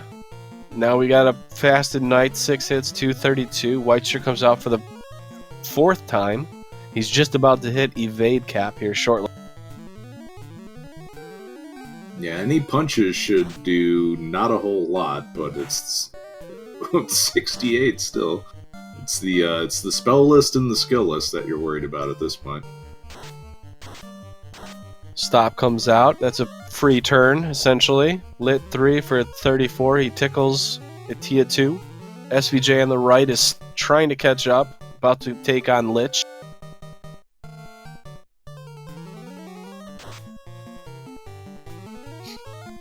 Fire 3 tickles. Fade does a slightly more of a tickle. And Vorpal, well, yeah. It's like a feather hitting him against him. Going for that re-fast, which is probably going to be ineffective because of that 6 hit 6 damage. There it was, ineffective.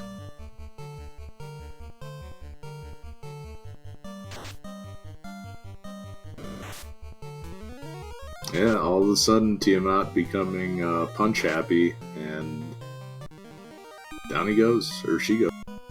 Yep. Fade to kill it off. Definitely took a long time. At this point, we still haven't seen any nuclears. We haven't seen one other nuke. And I think Swirl is available still. So if this is a beefy chaos, it could be rough for Asher because he doesn't have power bump. He has no tempers. And if he has to take any sort of long amount of time to try and kill chaos, he's in a rough shape. I think Asher was real happy that Tia 2 decided to just go away from that skill list as soon as he killed that black wizard.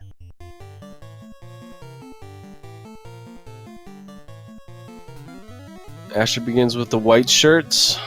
Good turn order, and he gets the wall off 2 to start. Chaos swings 331, but the red wizard survives. Vorpal fasted 7 hits, 270. So not a lot in the evade department, but Asher doesn't have any tempers, so Black Mage did your job. Another great turn order for Asher here. Gets the Cure 4, gets the Invis 2 off. The Black Wizard survives a hit. 8 hits, 242 damage. Rounds 1 and 2 are going well for him already. Still haven't seen any spells from Chaos yet. 6 hits, 57 damage. Okay, now we're tickling Chaos with some spells. Another Invis off. When you don't have any buffs, any chip damage that you can throw out there is totally useful, so get those lit 3s and fire 3s and whatever out. Vorpal swings, 5 hits, 66. Heal 3 comes out.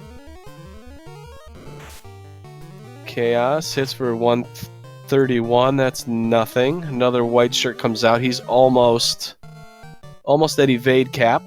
Now it's just a matter of chip damaging.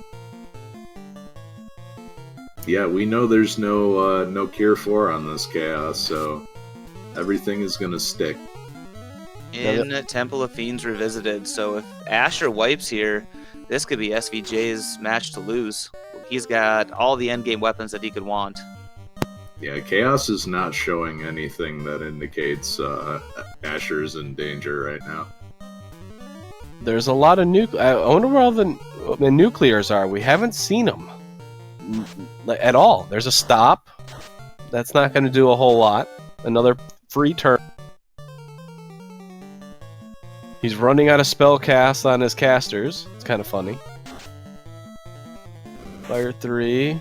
Chaos just wants to keep punching, so maybe doesn't have any skills, just magic.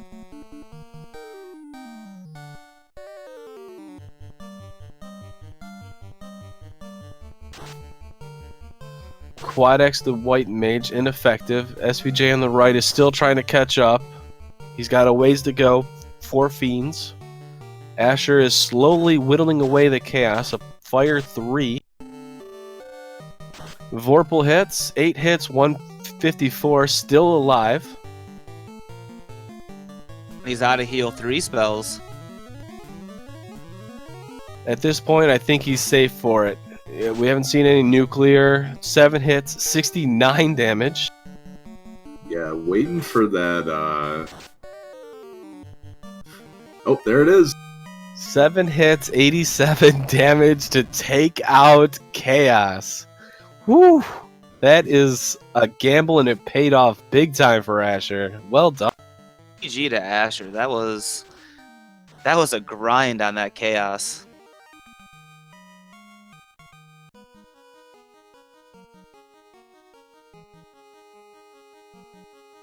Gene was the MVP there. That was... wow. And the Black Wizard, the sacrificial lamb, survived.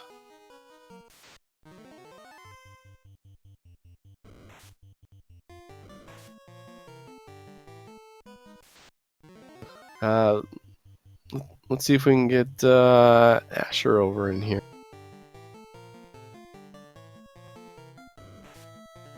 And Asher joins us. GG Asher. Well done over there. Thank you very much. So that was... oh, sorry, go ahead. That was the longest chaos of my life. Yes. I mean, talk about chip damaging all day long. I mean, you barely hit over triple digits at any point again. Yep. Team Vorpal, I guess. Team what? Noodle Vorpal? How'd you feel when you got like 10, 15 rounds into Chaos and you were still just chipping away? How did that... You had to feel like Chaos had something that was going to come out. Yeah, I was pretty relieved. It's just like I've had to have seen the full skill or spell list by now, so if it's just a punchy Chaos, I'm going to be good. And he didn't even take out Gene hardly at the end, which is amazing. we're all here on edge, just kind of waiting because we didn't see any skills really out of anybody except for Tiamat.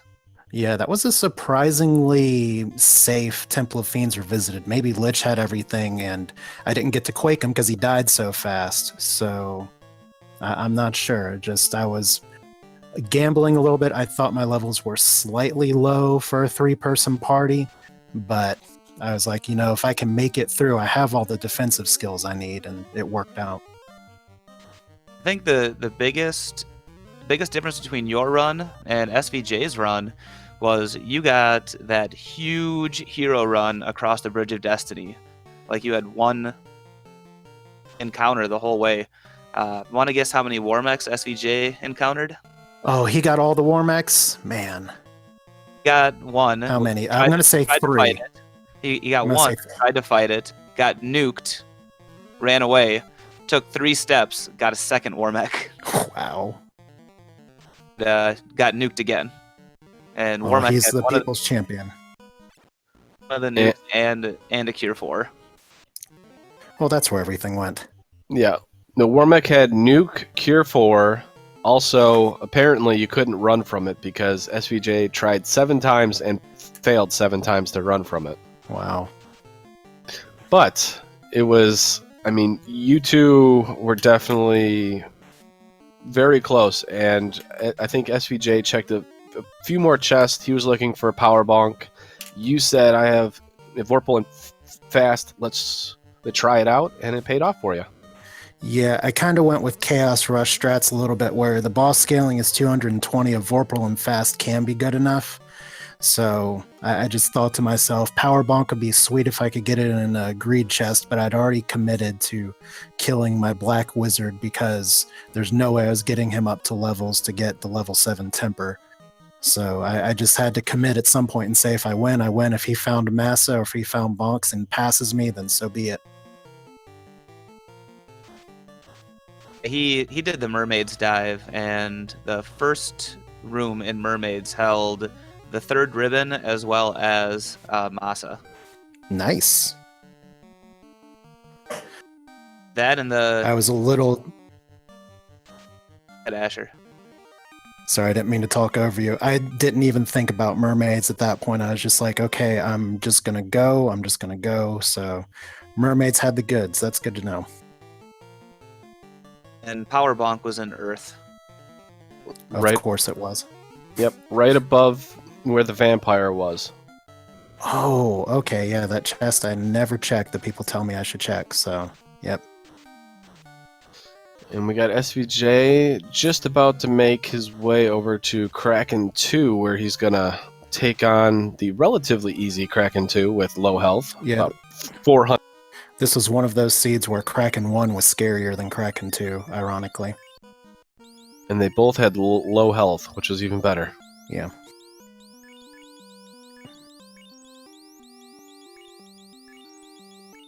So one of the biggest differences between you two was you had one key place left, and that was Ordeals. You went to Ordeals, SVJ went to Volcano and killed Carrie first, and full cleared the Volcano. And that seemed to give you a slight edge for at least orb killing or the fiend killing. Was that just something that you would normally do, is check Ordeals first, since it was incentivized? Yeah. Well, especially, I was really hoping to cut out Ordeals, and it was so close until Gaia, the bottle, gave me the ruby. So that's one reason I checked Ordeals last, but I'm happy if I can be around an hour or so before I kill a fiend, if I can take care of all of the overworld stuff non-dungeon first. So that's pretty much how it worked out today, especially since there was no sailing of the high seas at all. It was a swift walk around the inner continent and then flying away from there. So, I mean, and Ordeals stunk. The maze was pretty nasty because for some stupid reason I didn't pick up warp. So I had to do almost the full clear multiple times of it. But yeah, I got a few levels. Yeah, go ahead. The runner, how did it feel to just be stuck on that first continent for 36 minutes, just trying to do fetch quests and hit up the incentive locations. Like, how did that feel? Did you feel behind, ahead, or did you just feel kind of like, yep, this is what's happening? It felt fine. I mean, if I'm behind, then, I mean, from the practice races me and SVJ did during the week, I saw we were taking pretty similar routing, so I wouldn't be surprised if he didn't do anything too similar. But Marsh gave Canoe, so the seeds kind of pointed towards Marsh. That leads you to the inner sea. And I mean, it just felt kind of like, okay, we're doing the inner loop first. It didn't feel really out of the ordinary. I had to remind myself that it's like, okay, my time's going to be a little higher because I'm not in the air very fast. But the one frustrating thing was the lack of gold from anywhere until I got that chest near the eye chest that gave like 50,000 gold.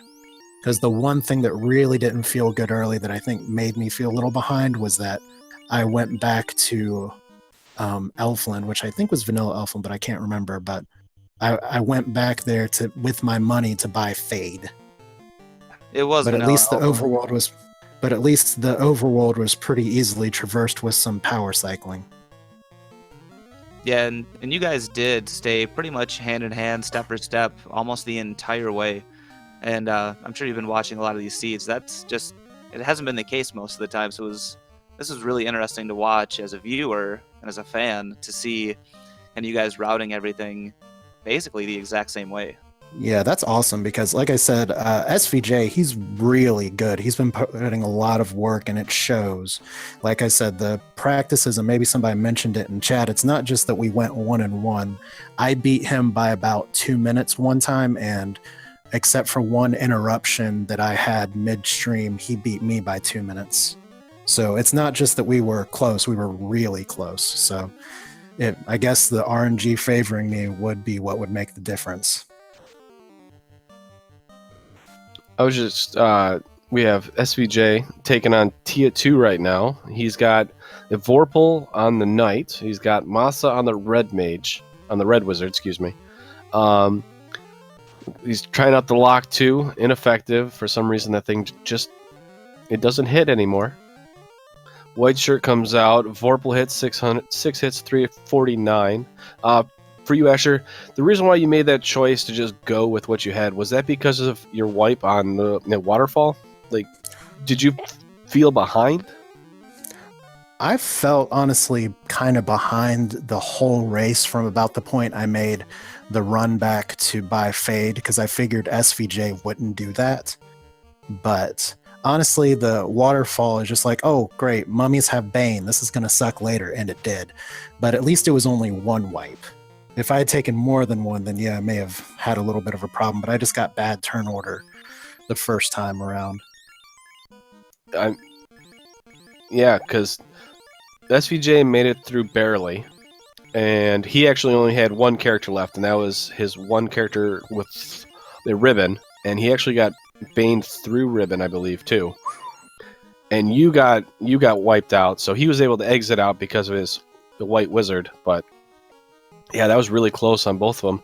I was thinking about it, and we have SVJ doing a victory lap around Chaos. Nice. All right, we're about to see Chaos. We got... He drops the Masa. He says, if Vorpal is number one.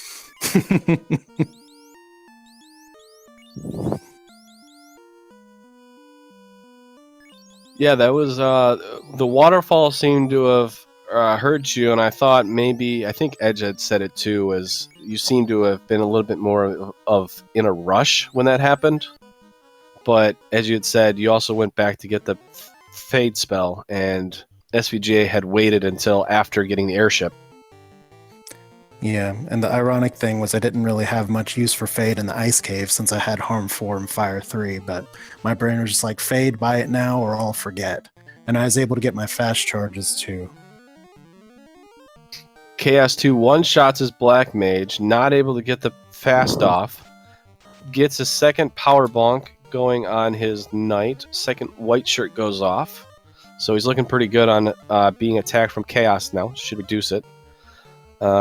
Cure 4 or a heal spell probably will come out. Another power bonk on his Knight. So Probably next turn he's going to start swinging, and you'll start seeing the power of the true game changer. Not Asher's version, where it hit like a wet noodle. No, you really want temper with the Vorpal. For those of you watching, get temper, get bonk. I knew I was taking a risk. 7 hits, 687. Asher, I think that was like 10 turns of yours. Yeah. Heal 3 comes out on the White Wizard. Keeps his health high. Stop. Shouldn't be a problem. He's got ribbons. Heal 2 to kind of top things off. Another Vorpal Strike. 8 hits, 900 damage. We're up to 1600 damage dealt to Chaos. Still not dead. Asher, how did you kill him just chipping him to death? 8 hits, 625, and Chaos is dead. I think SVJ wins with 3 rounds. I'm sorry, Asher. We're going to have to DQ you. You used the Vorpal and took 20 turns. I think I just bored Chaos to death. Edge, I know you've been kind of quiet. Did you want to ask anything? Yeah, Asher, when you took that death in Waterfall, did you feel like you might be behind at that? Not really, if only because I figured if I got surprise Bane mummies, then SVJ did too. And if I had taken more than one wipe, I would have absolutely felt behind. But I was already feeling a little behind because I went back to buy Fade, which I knew SVJ wouldn't do. But that was just more of a safety strat on my part. But I was banking on, okay, if it's bad for me, it's bad for everyone, or it's not. Next in chat, we also now have SVJ. GG, SVJ. I used Vorpal, and I'm okay with that. Asher, No, you did the Vorpal strats right. You did the Vorpal strats right. Oh, I did? Oh, yeah. Well, So- I wiped...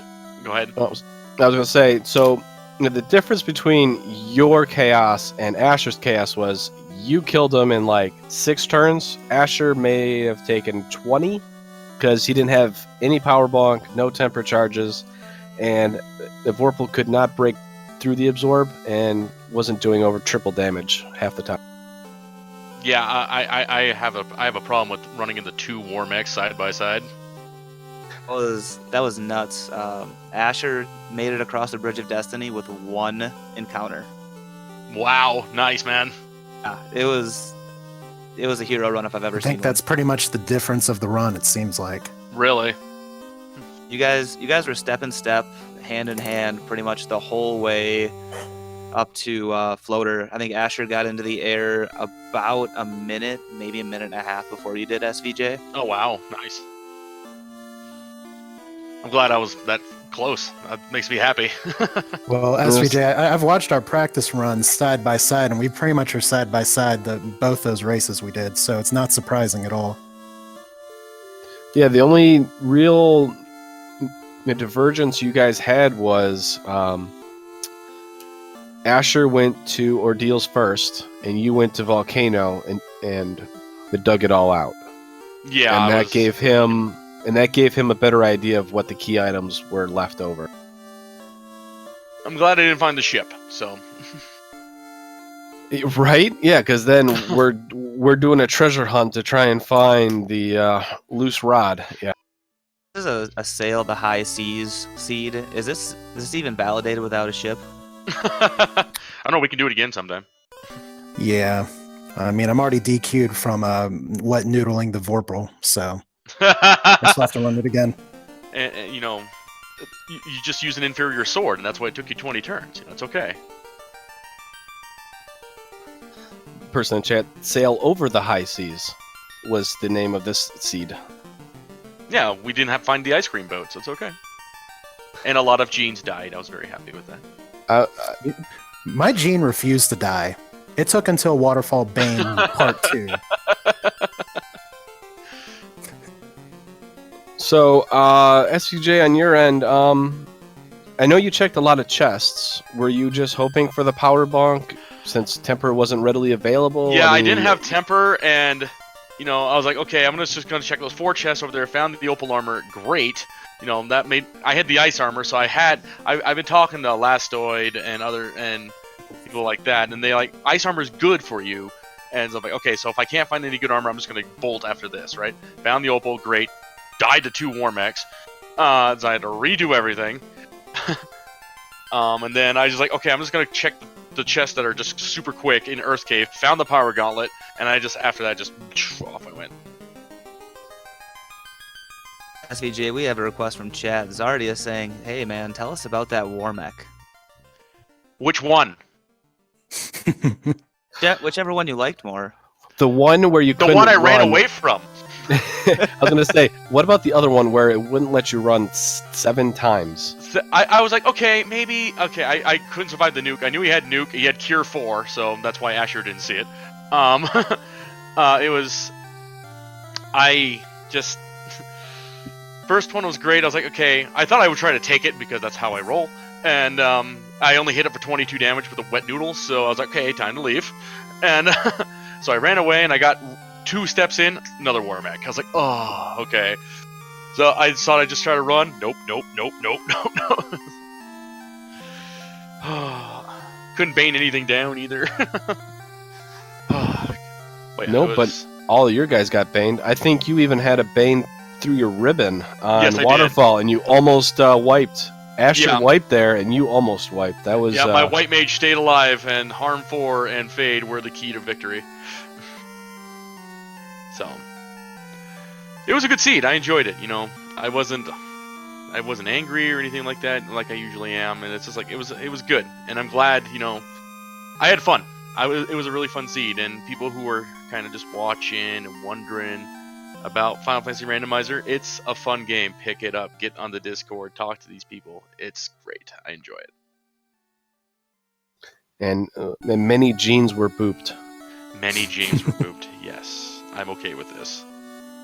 And we should Now everyone knows how much we hate Gene. right?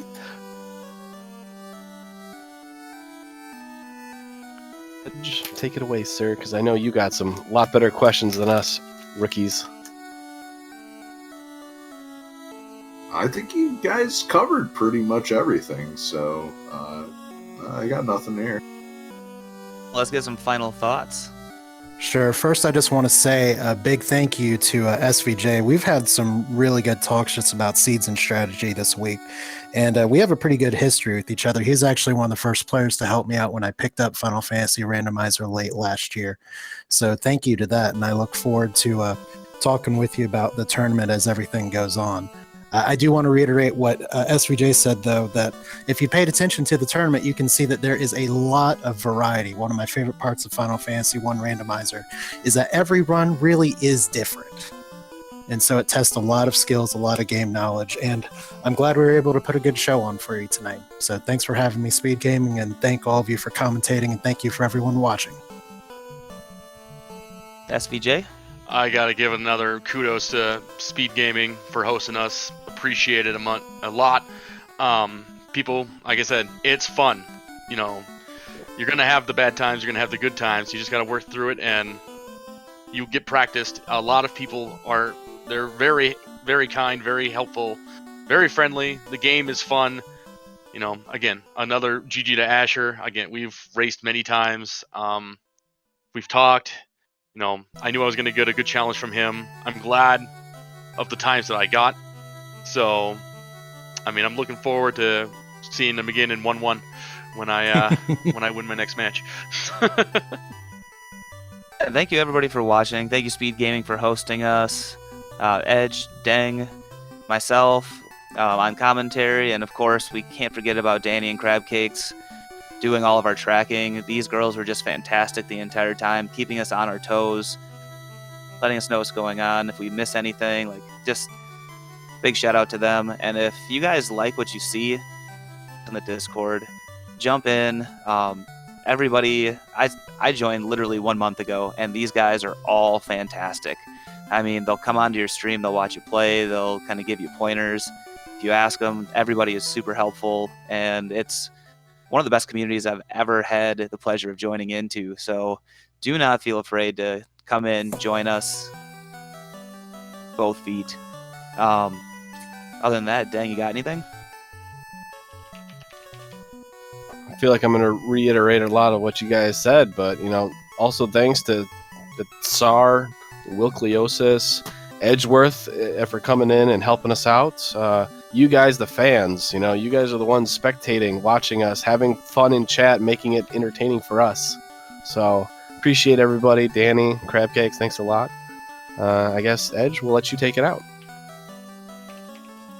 All right, thanks again, everyone, for watching the Final Fantasy Randomizer tournament.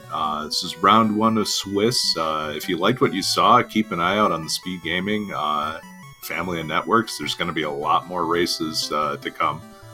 And thanks again to Speed Gaming for having us, and thanks to Gouda, Dang, Crab Cakes, and Danny for helping out with the broadcast. Hope you all have a good evening. Thanks again for watching. See you later.